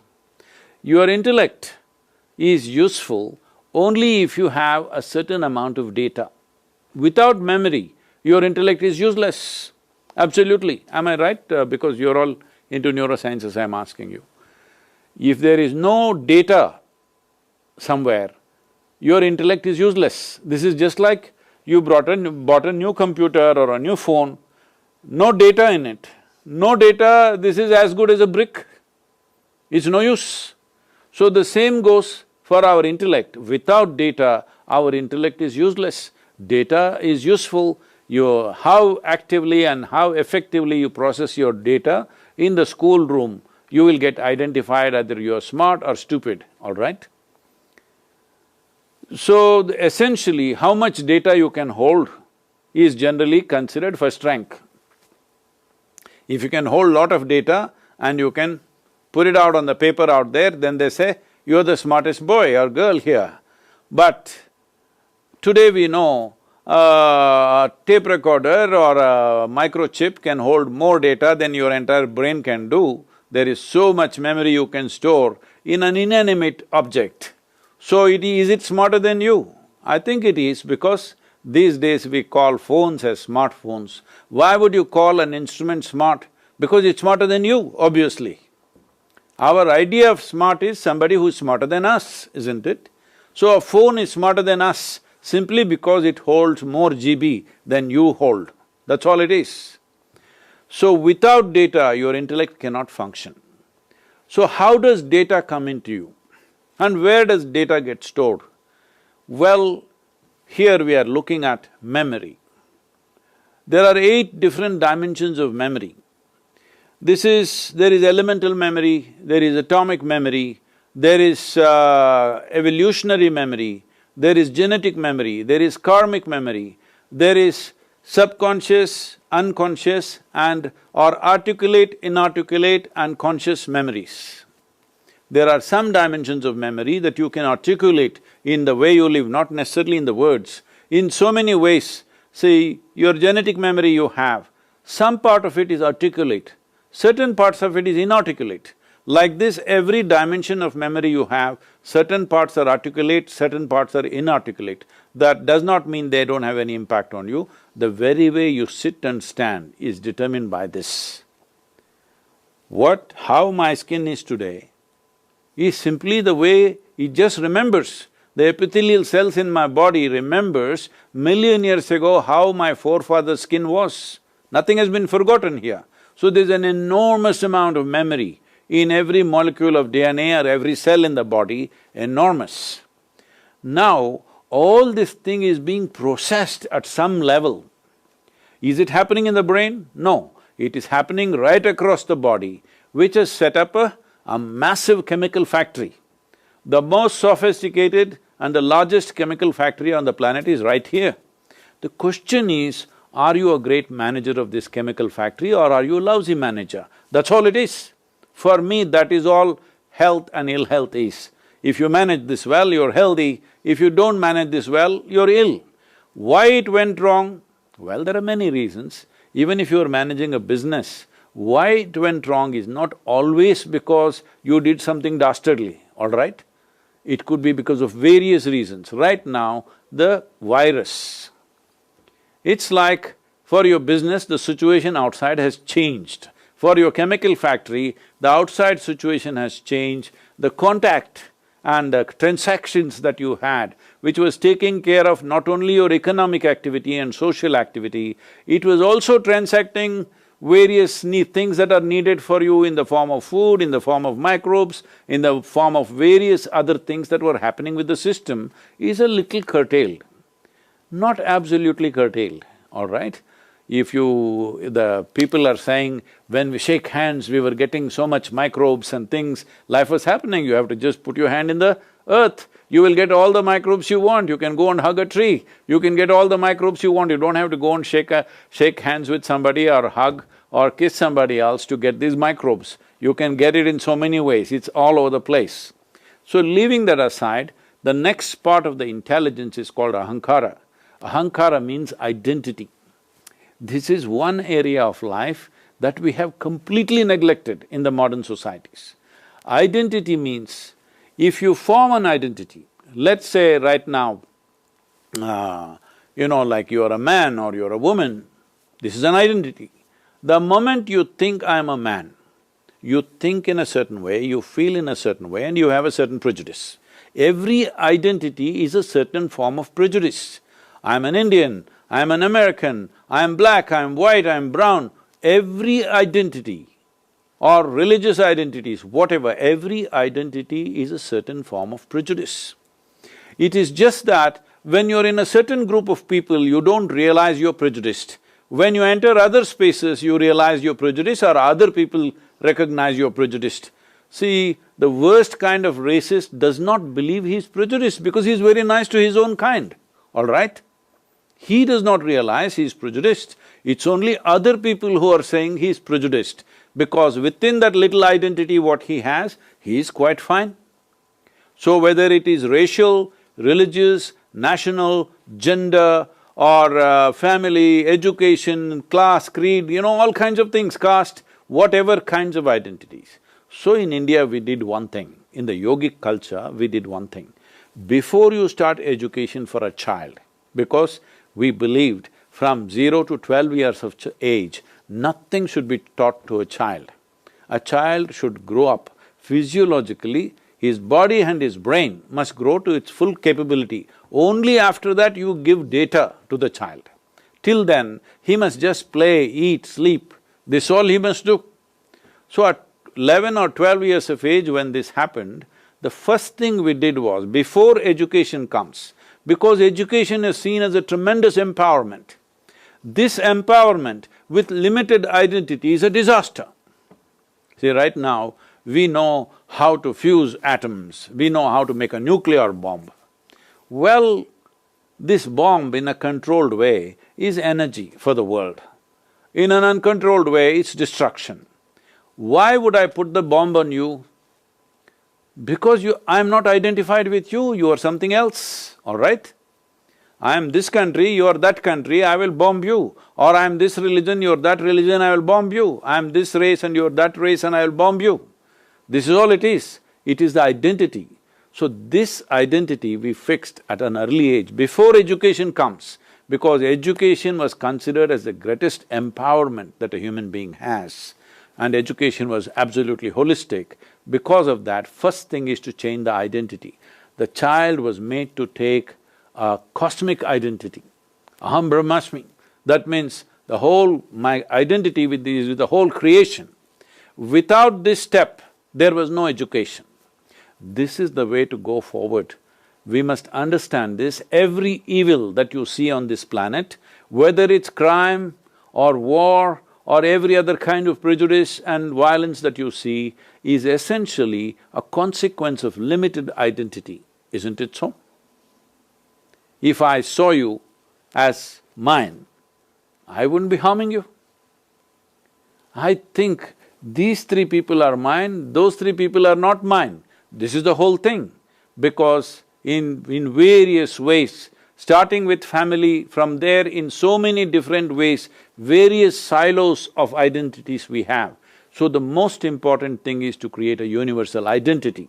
Even if it's not a living experience for you as yet, you set up a universal identity which sets the basis to take you towards that experience which you are referring to as like a doctrine. It's not a doctrine, it's an inner experience. The next dimension of mind is called as manas. This is a whole silo of memory. As I said, 8 dimensions of memory are there, from elemental to the conscious memory, every kind of things that have happened on this planet, even in the form of evolution, in the form of creation, in some way is there within you. It may not be articulate, but it exists. Life has captured the memory of everything that's happened on this planet. That is the basis of your evolution, that is the basis of your intelligence, that is the basis of the variety of faculties that you have. Suppose as an experiment, because you guys are always doing experiments, suppose you get 10 men or women and feed them, let us say, dog food. Do you believe in 3 months they will become like dogs? No such thing will happen because there is evolutionary memory here. No matter what you do, this memory is not going to go away. Because it's not articulate, you cannot interfere with it, it's solidly there within you. It can't be taken away from you, it cannot be altered. So you cannot go back. You may behave like one for some time, but you cannot become that simply because the evolutionary memory is solidly installed in you. So this manas, which is the silo of memory, and the ahankara and the intellect are connected. Without these three things, the reason why human intellect has become so destructive, when I say destructive, it is only because of empowered intellect in the form of education. Please tell me, on this planet, are educated people destroying this planet or illiterate people destroying this planet? We are today admiring illiterate people as very low carbon footprint, isn't it? It's only the educated which are destroying. Education should have been the solution. Unfortunately, it is the basis of every problem simply because our identity has not been settled. We don't have a universal identity, we have a limited identity. As I said earlier, I will stress on this once again, every prejudice, every bias, every crime, every war is a consequence of limited identity. All the negative things we are doing are essentially limited identity. Me versus rest of the world, actually, this is what most human beings are. Initially they think my nation versus your nation, my race versus your race, but if you really boil them down, you will see me versus rest of the universe. Me versus universe is a bad competition to get into. Once you get into this mode, you being stressed and anxious is natural. You must be stressed, otherwise I will be disappointed. What is the point of me doing lifetimes of yoga to become like this if you do nothing and you're also like that? No. You must understand, well-being has to be worked at, it doesn't just happen, all right? It doesn't just happen. So the fourth dimension of our intelligence is very, very important. This is called as chitta. What chitta means is, it's a dimension of intelligence which is unsullied by memory. The first three dimensions, the power of that is in the memory. But memory is a great possibility. We are who we are. We are talking to each other, we know a language, we can communicate, we can do so many things. We are individual people only because of our memory. But memory is such a tremendous possibility, at the same time, memory is also a boundary, isn't it? You are my friend, how? Because you are in my memory. I look at somebody else, oh, he's a stranger, how did he become a stranger? He's not in my memory. So memory is also a boundary. So most people never hit the limits of their boundary. This is the reason the longing to go beyond that does not come. Only when you touch the limits of your boundaries, that is when the longing to transcend will come. And transcendence is the only way to transform, there is simply no other way. So chitta is that dimension of intelligence within you which is untouched by any kind of memory. In many ways, it's the source of creation within you. Because if you eat a piece of bread, it is becoming human flesh and blood. How does this happen? There is an intelligence which is capable of transforming a piece of bread into a human being right there, isn't it? So, chitta is that dimension. When people touch chitta, then they spoke certain things which unfortunately, people who don't have a living experience of that made doctrines and dogmas out of that. And that also there are many opposing doctrines and dogmas. When there is no memory, there is no conflict, isn't it? Suppose you don't remember a thing and I don't remember a thing, can we fight, I'm asking? No any kind of memory, we cannot even exist. So in a way, Advaita as a doctrine means that you don't actually exist as an individual. So don't approach this as a doctrine because it will be a very negative impact on life. Then people will start saying everything is Maya, don't worry, nothing will happen, nothing is real, virus is not real, right now a whole lot of people are arguing, life itself is not real, they're arguing. Well, they're arguing, that means they're alive. But they're denying that because they got Advaita as a doctrine, not as an inner experience. See, what is an inner experience and what is a concept are two different things. So do not conceptualize deeper dimensions of life, because the moment you conceptualize, your conceptualization comes from your intellect. Your intellect functions only with limited memory. That limited memory can never ever grasp that which is beyond memory. So chitta, in the yogic culture, in a very mischievous way, the yogis speak among themselves like this: if you touch your chitta, if you find access to your chitta, God will become your slave. That may sound very arrogant, but they're not wrong. What they're saying is the source of creation is, you can play with it. Once you can play with the source of creation, how you are is entirely determined by you. Your very persona is carefully crafted, you can be 100% yourself, but at the same time, you clearly know the boundaries are consciously set up for function.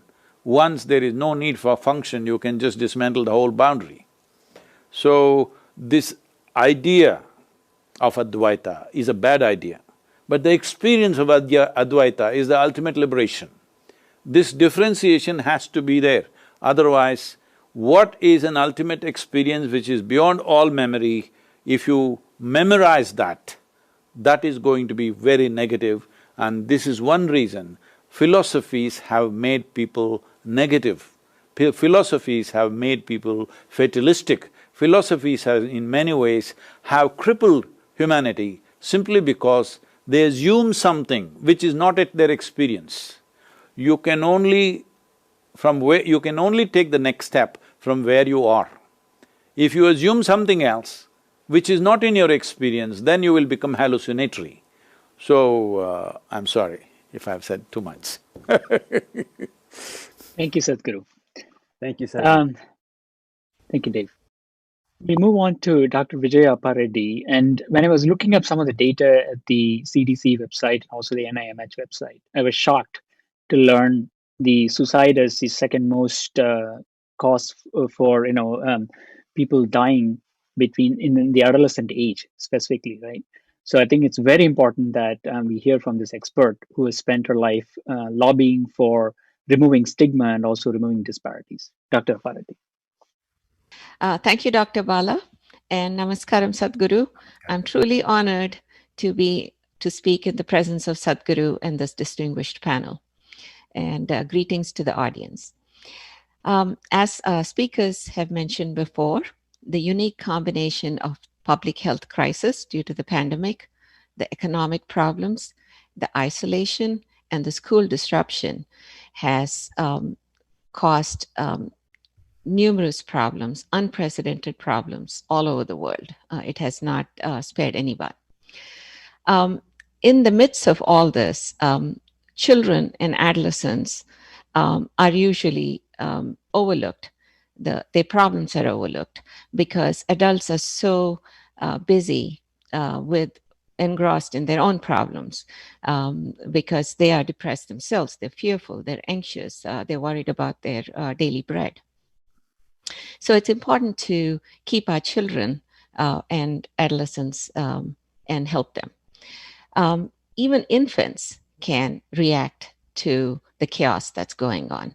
We have a whole field of infant psychiatry where infants react to what's going on and we think they don't. As far as when you come to older children or young preschoolers or even school age.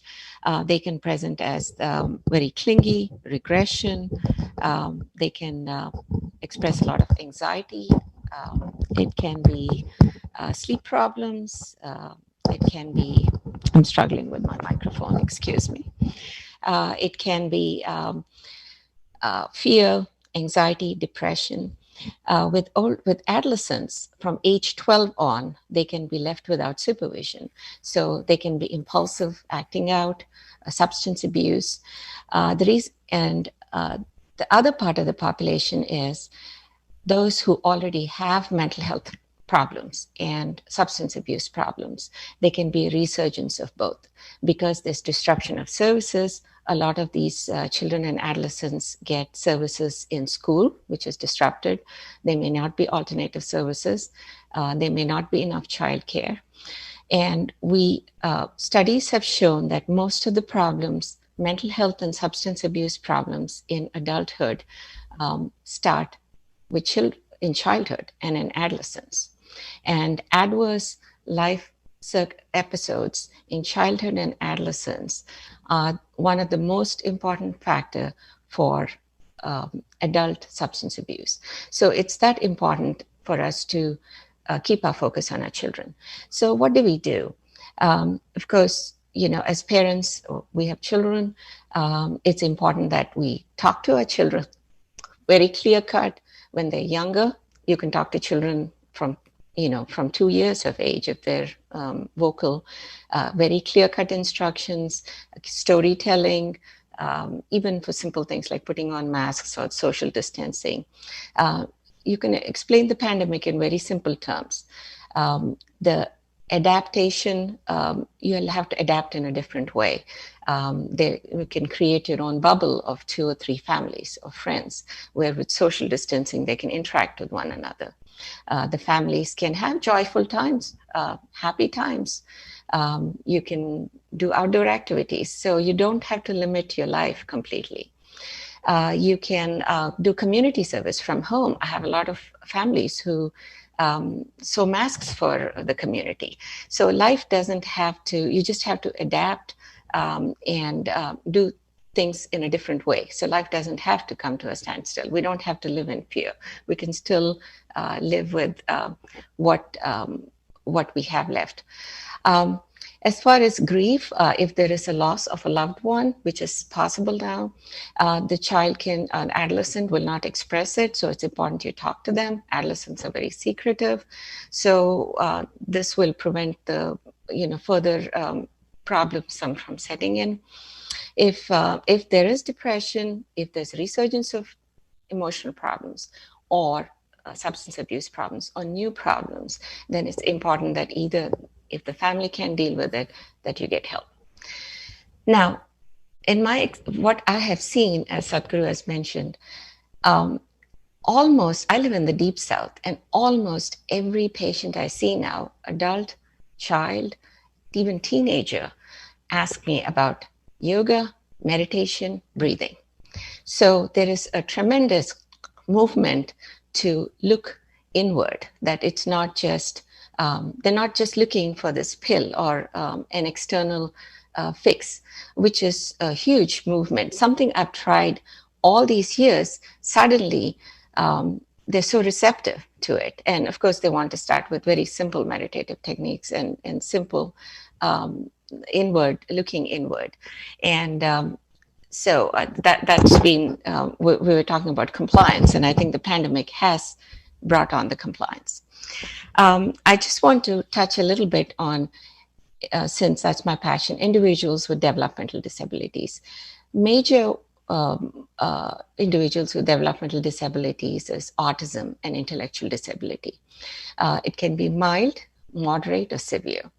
And some majority of them live in their homes with their parents, and there's a certain population that live in group homes. And this population is having many more problems because autistic individuals are anxious. They want a certain regimen. They're rigid in certain ways. And with individuals with intellectual disability, they may have adaptive and social skills, but cognitively there are limitations. But as Sadhguru mentioned, individuals with intellectual disability, even with IQ of 10, 20, can be gainfully employed if we open our hearts and our minds to it. And the reason it is a challenge with this population is about 50% of them have medical and mental health problems. So they're already struggling with that, and then they shut down of programs, counselors, and with the pandemic on top of that, we're seeing resurgence. Can I ask a question about this, Ma? This is something that I've always looked at. Why is these intellectual disabilities largely in a whole lot of cases are also physiological problems or physical problems happen? What is that mechanism which is making this happen, that intellectual disability is translating into some kind of physical disability also? Right. Inherently, a lot of them have they have weakened immune systems. That's what studies have shown.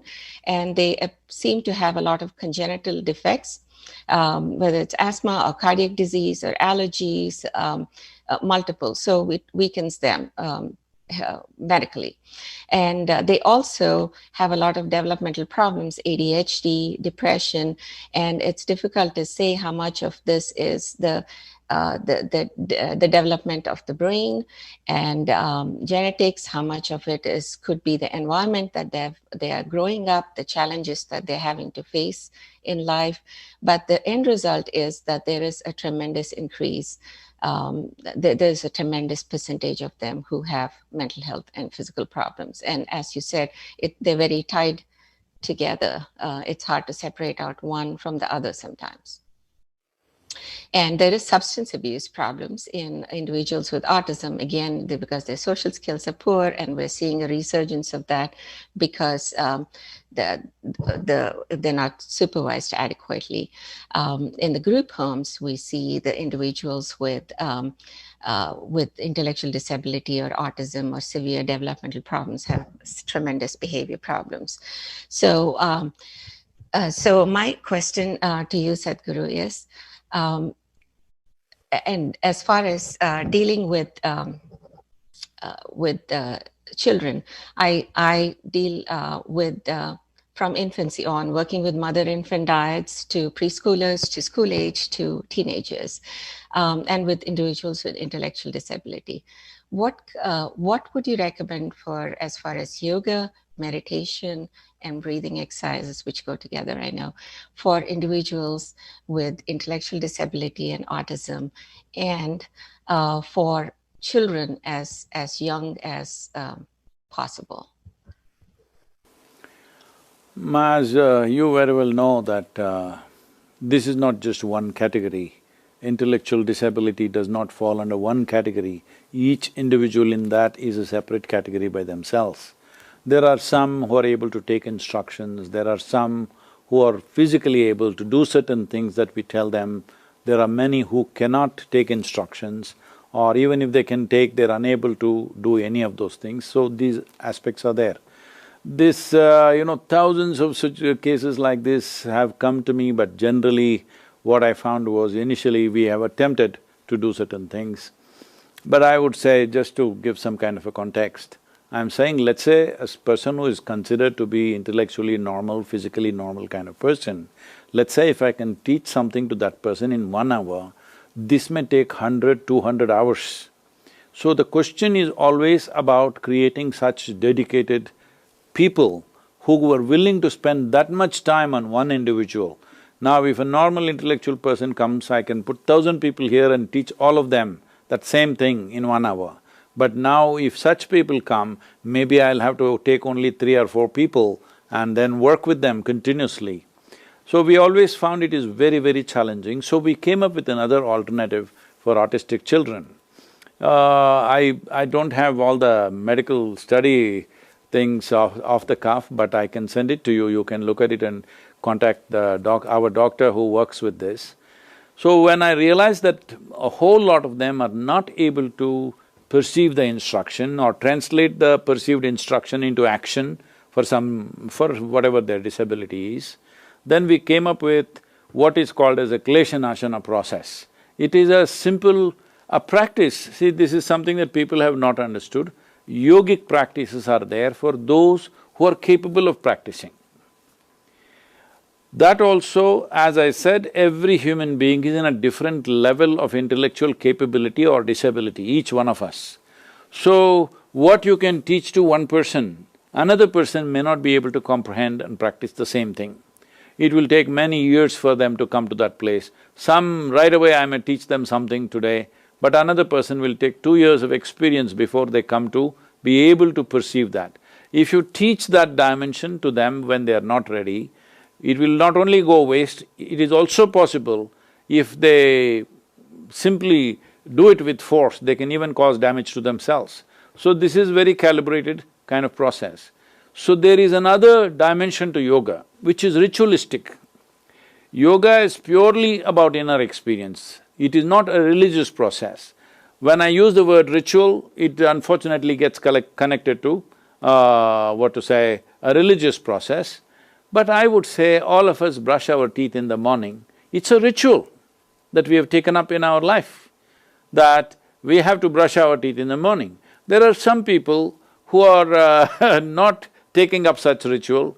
It has its consequences, everybody knows this. From another time, if you look a few generations ago, that was the situation, and today it's very different. So we took up that ritual and it works. So we developed certain rituals with which those who are completely incapable of taking instructions or they're not able to translate the instructions into action within themselves, even if you teach the same thing every day, they will do something else, some of the children. So after seeing this, we developed some simple rituals that we perform for them. And this is a totally unexpected result. We did not expect such a result. We did this with a certain intent, but the results that came out are quite absolutely amazing and impressive. I don't have all the results, but autistic children have responded to these rituals in a very positive way. So, translating a practice that you could do from within so that somebody else can do it to you from outside is one possibility. But once again, because you can't categorize all of them in one category, you can't put all of them in one basket, there is an issue about that also, but it could be done reasonably well. We could categorize them into 4 or 5 segments and try to apply a certain type of ritual to them, and it will make a difference. So having said that, well, I feel the most important thing for a child who has come with such an intellectual disability is a more accepting society. That is what is key to all this. It is just that, suppose let us set a physical standard that we will take an Olympic gymnast and say this is the standard human being, then all of us are cripples, isn't it? Or you say intellect means you must be like Albert Einstein, then all of us are cripples. So, without setting standards, looking at every life for what it is and doing the best that we can do around that is something that has to come into a social fabric. Without that, I don't think there is any science or any yoga which is a perfect something for children who have come like this, or for any human being for that matter. More accepting human society, more accepting consciousness within the human being is, I think, the key factor. Then there are many ways I've seen some of the parents who have such physically challenged or intellectually challenged children, they have come up with their own wonderful rituals for the children, their own methodologies of their own. I think that's the only way you can really address that. Though there are some standard methodologies, I think the most important thing is an absolutely accepting human beings and human society is the fundamental to address that issue. In a regular population, children and adolescents with no acute emotional issues, how young can we teach them yoga and meditation? A very simple form of yoga could start at the age of 7. We have children's programs like this. well-structured children's programs. But there are other ways to teach yoga when they are 2-3 years of age, that is simply by using certain sounds. I must tell you from my experience, about maybe 16 or 17 years ago, or a little more than that maybe, when we first started the Isha Home School, one early morning I went for their assembly, where children have assembled, and they're all sitting like this. In there we make sure that they sit on the floor cross-legged. Yeah, all our class arrangements are like this. They have tables, but they sit on the floor because sitting cross-legged has very in yogic sciences, cross-legged sitting and your brain development are very connected. So they have to sit cross-legged. But they were all like this, like that. I looked at these children and said, why are they like broken tops? They can't sit quiet. And I said, let's do one thing, daily 12 minutes, we will just do the 7 notes of music, sarigama padanisa. In a certain… there are various complex arrangements of that. At a certain level, we will start 12 minutes a day. You won't believe, after 2.5–3 months I went there, they're all sitting unmoving like this. This is what it can do, just the sounds. So if you want to start early at 3–4 years of age, the best thing is sounds, without physically doing anything, because a child can always do it, overdo it, or make an excess out of what is being taught to them. They can do various things, but sounds are safe. You can just play it around them and ask them to repeat that, which they love to do, and it will also bring a certain sense of rhythm. Their ability to learn language will be greatly enhanced if they understand the nuances of sounds. This is something that's missing. We are just teaching language. There is no instruction about the nature of sound and how it behaves within us and how we can use it. If this aspect of sound comes into everybody, they would all pick up any language like that effortlessly. And especially in cultures like this, like United States, where people are just stuck to one language. If you want to live in India, you must know at least 4 to 5 languages, otherwise you can't live there. It's every few kilometers that you drive, you have to speak a different language. But when you're stuck to one language, there are lots of studies, we've always seen this as Nada Yoga. There are lots of today, the modern medical kind of studies which say that using a whole range of vocabulary or using a whole range of sound systems within you is very key, very significant for your brain development. This is called as Nada Yoga, that is, you use the sound to develop your system, both physiological and psychological development. This can be done at the age of 2.5 to 3 itself, it can start. I wanted to ask you one more question, and I also have one question for Murali. The question is, see, we very clearly see, this I know from my experience, we very clearly see till a child is 4.5 years of age, the stresses and tensions that the parents go through, particularly the mother, directly influence the development of the child. It may not be happening in the child's presence. Wherever it happens, it impacts the child. This is something we are very conscious of, and we feel that this is something that must be managed. This is why post-pregnancy there was so much protective atmosphere, because when you're feeding the child, you must be in a certain state. Only then you're bringing forth a better human being than yourself. Otherwise, you will bring so many things. But today, in modern life, people are drinking alcohol, they're smoking. Within few days or weeks, they're back to work, going through all the whatever stresses and turmoils that they're going through. In your opinion, that you have studied this, what do you think is the impact of this, this dimension that… today if you speak about it, it looks like you're talking against women. It's not about being against women. We need to understand, if we look at man and woman biologically, the significance of a woman is, a woman's body has more deeper responsibilities of life than a man's body. Man's body is designed to protect and procure. A woman's body handles a whole new creation. Well, bearing a child is not just a simple act of reproduction, this is a whole new creation of a new life within her own system. for which her chemical fluctuations are much more than in a man's body. Variety of fluctuations are there because it has to go through a whole change, which may also work to her disadvantage if she is not in ideal conditions compared to a man. But this does not mean it's a disability or a disadvantage. Actually, a woman's body is invested with a deeper responsibility of life. We exist here, you and me are here only because of that. Taking that into consideration, the way we have structured our society right now, everything that a man does, a woman has to do, in this are we losing out something very vital in producing a more competent, more capable and more better next generation.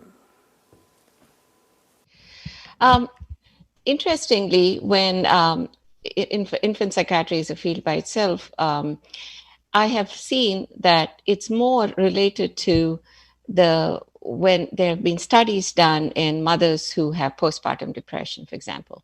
And some of them are working mothers and some of them are mothers who have chosen to stay home. So it's the condition of the mother. So it's not necessarily whether the mother is, employed outside the home. It depends on the mental state of the mother. And you can have severe postpartum depression with a mother who is just home with the baby and with the toddler. And what they've shown is when the mother has severe postpartum depression or substance abuse or any other problem which can happen anywhere in the world, the infant can actually even regress. The milestones of the toddler, especially the infant before 1 year of age, can regress. And if intervention is not done in time, the regressed milestones can become permanent. We've seen infants who were like 10 months, 12 months of age regressed to about 6 months. And when intervention was not done in time, the delay stayed on. So I would say, it is important to keep in mind the mental status of the mother and the father. Now that the father is, there are postpartum depressions in the father also now, with the modern society moving so fast, and which was overlooked in the past. Maybe it was there in the past, but like you said, they were surrounded by grandparents and great-grandparents. So I think it's more than the fastness. What the society does to the mother and the father now is important, regardless of where they work or where they are. Yes, I did not mean to say only because mother is going to work. I mean to say, for some, the family itself is a big challenge, for some, the workplace is a challenge. The idea of keeping a mother in that state when the child is very young or an infant, some kind of protective thing, because in a family, people may be conscious that she's a mother. When she walks on the street, nobody is conscious that she's a mother. In that context, I'm saying, it's not that the work, probably a work could be a good outlet for a whole lot of mothers. They may feel better going to work than staying home. That's a different aspect. I'm not talking about work versus home. I'm talking about, as you confirmed, that the impact that a mother or both the parents have, but essentially mother, what her mental state is, not only when she is with the child, she is somewhere else. Even then, there is a parasympathetic reaction in the child. This is what the yogic sciences see. This is my personal experience of watching what happens to certain children. So that how much damage, and if we want to create a better next generation, this is the area that we need to pay much attention to. That's what I meant. Absolutely. With at one time there were more extended families, and there was more of a buffer system, for the mother, for the baby, for the child. Now everywhere all over the world, we moved into, just nuclear households or single parent households, and so we've lost some of that buffer, and the world has become more complex, as we've all talked about. The issues have become more complex, and all that can influence how the mother and the parent, because whatever the parent experiences is going to be transmitted, or what's happening in the world is transmitted to the baby, the newborn too. Thank you all for joining this exciting panel. And I just wanted to summarize that there's so much of information coming from so many websites and so many organizations and associations. And the best education that I got was from the National Institute of Mental Health website itself. Very simple things that parents can do or the friends can do to identify things like, for example, what are the warning signs of suicide? This morning I heard a doctor from All India Institute of Medical Sciences committed suicide by jumping out of the 10th floor. There are certain things like this just brings this to focus, but there are so many other things that goes unnoticed. So at least the take-home messages for some people should be, go to the NIMH website and look at what are the things that we can look for example, the warning signs of the other extreme of the mental health problem, which is suicide. Murli, I think Sadhguru had a question for you. About this suicide, which is becoming a big issue, there are 800,000 people committing suicide in the world. That means literally every 40 seconds, somebody is taking their own life. In India, in 2018, the statistics say 18,600 children below 18 years of age committed suicide. Out of this, some 7,200 or 400 children were below 15 years of age. A time when they should be bubbling with life, they're taking their life.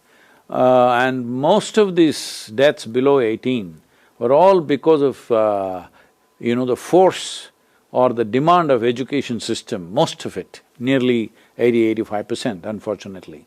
So, we have a killing education system, unfortunately, which definitely needs to be looked at. This extreme step of taking one's own life comes to a place essentially because we have not differentiated between what is a psychological process and what is a life process. This is the fundamental flaw in the society today, that people are mistaking their psychological process to be an existential reality. So, psychological process is our drama. We can conduct it whichever way we want. Unfortunately, most human beings are experiencing their psychological process, their complexity of thought and emotion as a reality by itself. Or in other words, we are mistaking the shadow for the real thing. And because the shadow is distorted, we think everything is gone. So for this you need yoga in the world. I'm glad to hear that even young people in, I don't know where, deep south, I don't know if it's Texas or Florida, that she was mentioning, that even very young people are today looking at more profound or more lasting solutions than just taking a pill or taking a drink or doing something else. Well, that is a good sign, but it's unfortunate it takes a pandemic for people to see that we need to do something about our lives. But whichever way it comes, I think we must make use of it now, particularly for children, teenagers, to set up a more healthy existence for themselves, more healthy psychological existence. If this has to happen, a distinction between what is psychological and what is existential has to arise within oneself.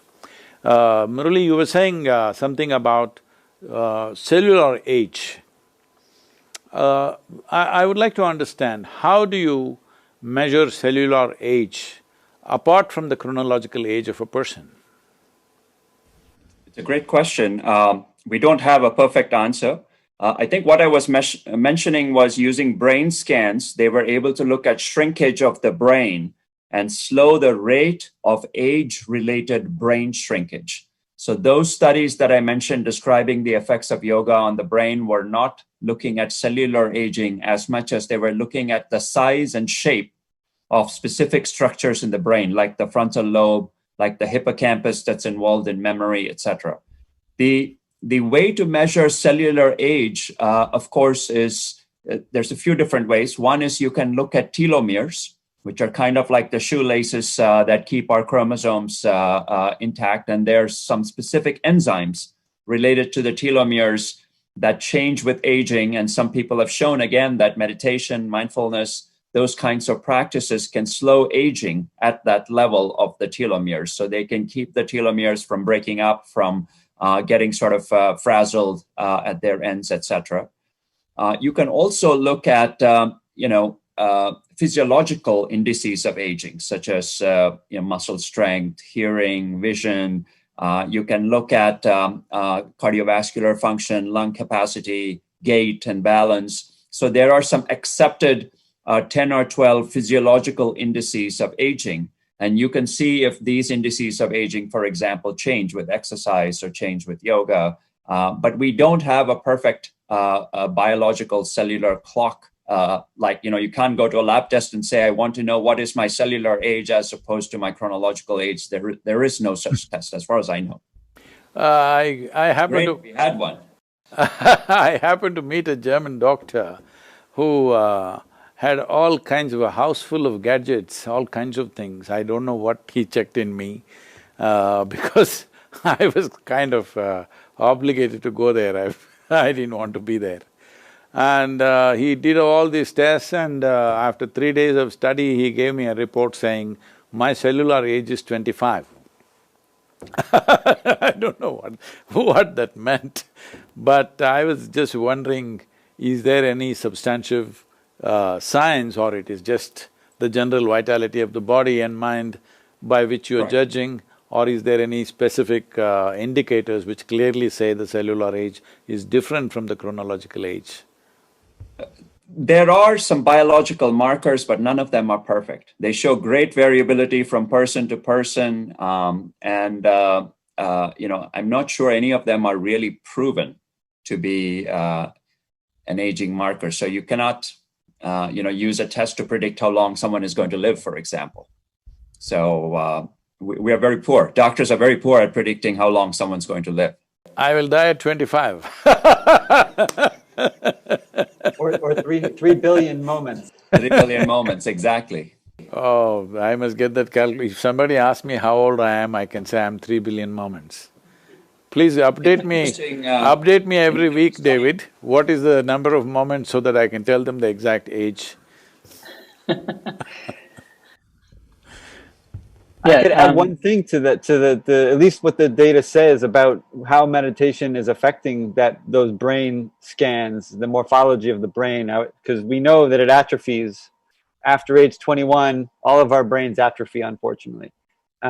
But there's been about 80 different studies that focus on the actual structure of the brain and in relation to meditation practice. And looking at those correlations, the specific areas of the brain that Murali also mentioned, the hippocampus and parts of the frontal lobe, are seemingly protected by meditation practice. So when you look at the meditator's brains, the more one meditates, the more formal meditation that is reported on a cushion, the less atrophy you see in specific regions of the brain that are active while you're meditating. So those areas that are responsive for, say, higher order cognition or meta-awareness, awareness of awareness, or body awareness, in terms of better awareness of what's happening in the body.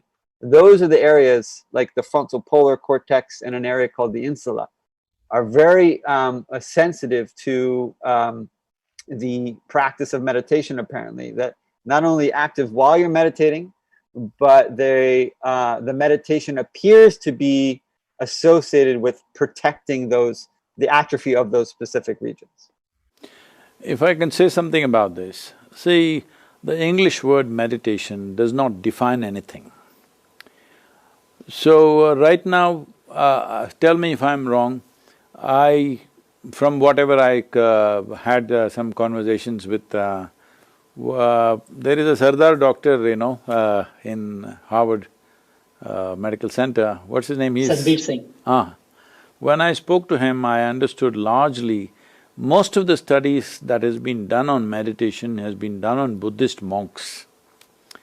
We need to understand that in the yogic culture, what we teach to monks and what we teach to other people are very different. There are certain types of meditations which only settle you down into deeper and deeper states of, we call this stillness. That is the purpose of that. There are other types of meditations which bring a combination of both stillness and dynamism within you. I think certain unique things have been recorded with the inner engineering practices. I think Bala would be more qualified to speak about it than me, about how the dynamics of the brain is much more. At the same time, there is a level of stillness within, which I feel… which is actually very important for you to be competent to function. It's not just about sitting still, that you're still, at the same time you're dynamically active. If Bala can say something about that. Yeah, so inner engineering practices with the 8-day meditation retreat that happened at the McMinnville, Tennessee, I think in 2018, March. The study was led by Professor Sadasivam from Indianapolis University, and we had done MRIs at both Indiana as well as in Boston. So their set of data was analyzed, and what we found was this is functional MRI in a small set of people, about I think 20 people or so, with controls, pre and post meditation, and compare them to controls. And what we found was their executive motor network was highly active in addition to all the networks. So what we are finding was all the networks extremely active. What I heard from other neurocognitive scientists, for example, Alvaro Pascual Leone from neurology, he mentioned that in general, when you do a task, only that particular connection will get active and all the others subside. For example, the DMN, the default mode network. Whereas here, you found almost all networks, including the DMN, was very active. So we're getting some help to write this work. It is mostly a pilot data, and we'd probably expand it on others. So this was highly important for us to know. And when we asked Sadhguru, why do we see this? And he was saying that there's a lot of dynamism that happens. I could add one other thing about that, because yes, indeed, the data that I talked about, the 80 different studies, are very cross-sectional in nature. They talk about meditators from all different types of traditions and different practices. We are only now starting to target very specific practices and look at the differences between those practices. And one of the things that is manifesting is network dynamics that I think Dr. Bala is referring to is shifting. And what we see in meditators, in most styles of meditation, and most meditators, advanced practitioners, usually do different styles of practice, whether it's a focused concentration practice or an open awareness practice or a loving kindness or some other type of meditation. Across all types of practices, you do see different dynamics. But one thing that seems to be common across all of them is this ability to flexibly switch between different networks in a volitional way. And that is very unique. And that usually is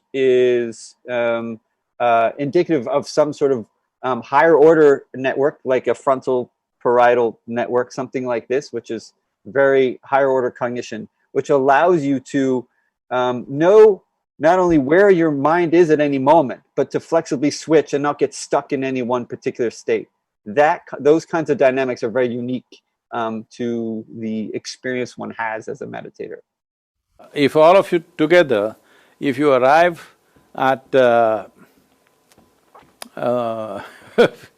for lack of vocabulary, I'm saying, suppose you prescribe what is an ideal brain, what should be happening?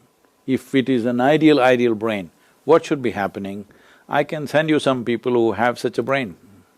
I can make it like that, I'm saying. There are some things that are happening, so I can probably collaborate with David and we talk about it in the future. They're trying to develop a center, and probably which will be much more… As David mentioned, every aspect of brain activity can be volitional. So if you say this is what should be happening, and what causes it, if you tell me, I will make that happen not in one person, in many people. That's wonderful. That's the unique aspect of meditators who have advanced practice, to be able to volitionally move between states, because most of us is fluctuating all over, and it's hard to capture what the brain state specifically during meditation really looks like, because even most meditators are fluctuating at all times. So you're taking a snapshot and it's an average of what's happening. So yes, that's wonderful to have people who can control where their mind goes, and to look at how stable it is. Thank you. I want to take a minute, Sadhguru. I just want to ask you a question in return for the question you asked me. As far as trying to protect and help our younger population up to age 4, of course, you have to work with the mother and the father who have emotional problems or substance abuse or what problems, which can in turn affect the baby or the infant and the toddler. Since we can go beyond 3 or 4 years of age with the child, the sounds and all those things. Of course, part of the infant's problems or toddler's problems could be genetic, because genetics plays 50% almost, according to the studies, in emotional issues like ADHD or depression or anxiety. Sometimes it can start really early. What can we, for parents, because they are so important, unless they are helped, they can't help these infants and toddlers. Is there a special mode of teaching for their meditation or yoga where that they interact with their infants and toddlers that you would suggest? So if, a parent is just another adult human being, all right? If he's in a state where he doesn't… there is no anger, agitation, irritation in his day-to-day life, that is the best atmosphere you can create for a child. It's not only in terms of social behavior, just what's happening within you itself, the child is absorbing all the time. Because we know from our experience, many creatures, not even human beings, I'm saying, children are very sensitive creatures. Leaving them, other creatures like, cobras, various other… especially those creatures who have venom in them, they are very sensitive to your chemistry. Depending how your chemistry is, accordingly they will respond to you, not because of your physical behavior. Similarly, a child is not responding only to your nice, controlled physical behavior, he or she is responding to the very way you are. So, every human being has to work at it, especially in this country, because people are generally going for counseling or consultation before they have children, they're planning their children, at least many of them. For those people, before you have a child, it is very important that as a parent, these are the things you must do. A simple engineering process that you must do must come into the society, because unless you're going to offer another life, a fresh life, which is better than you, in some way it's a forward step for humanity, there's simply no reason to reproduce, first of all because we are not an endangered species right now, we are too many. So we can choose whether to have an offspring or not, only if we are confident that we can give that kind of time and dedication and create an atmosphere where a child will come up in a wonderful way. If we don't have that commitment, we should not go for it. As I keep saying to everybody, if you want to have a child, it's a 20-year project. Are you ready for a 20-year project? Then you go for it. If you're not ready for a 20-year project, get a dog. Thank you, Sadhguru. Thank you, Dr. Appareddy, Dr. Vago. I think Murli had to leave at another meeting, just going on. Namaskaram, thank you very much for all of you. If I have said something very abrasive to any of you, please because my understanding of life is completely different, because I know only one life, this life, I don't know anything else, so I only speak from this. Thank you very much. Thank you so much. Namaskar. Thank you. I want to summarize this panel today.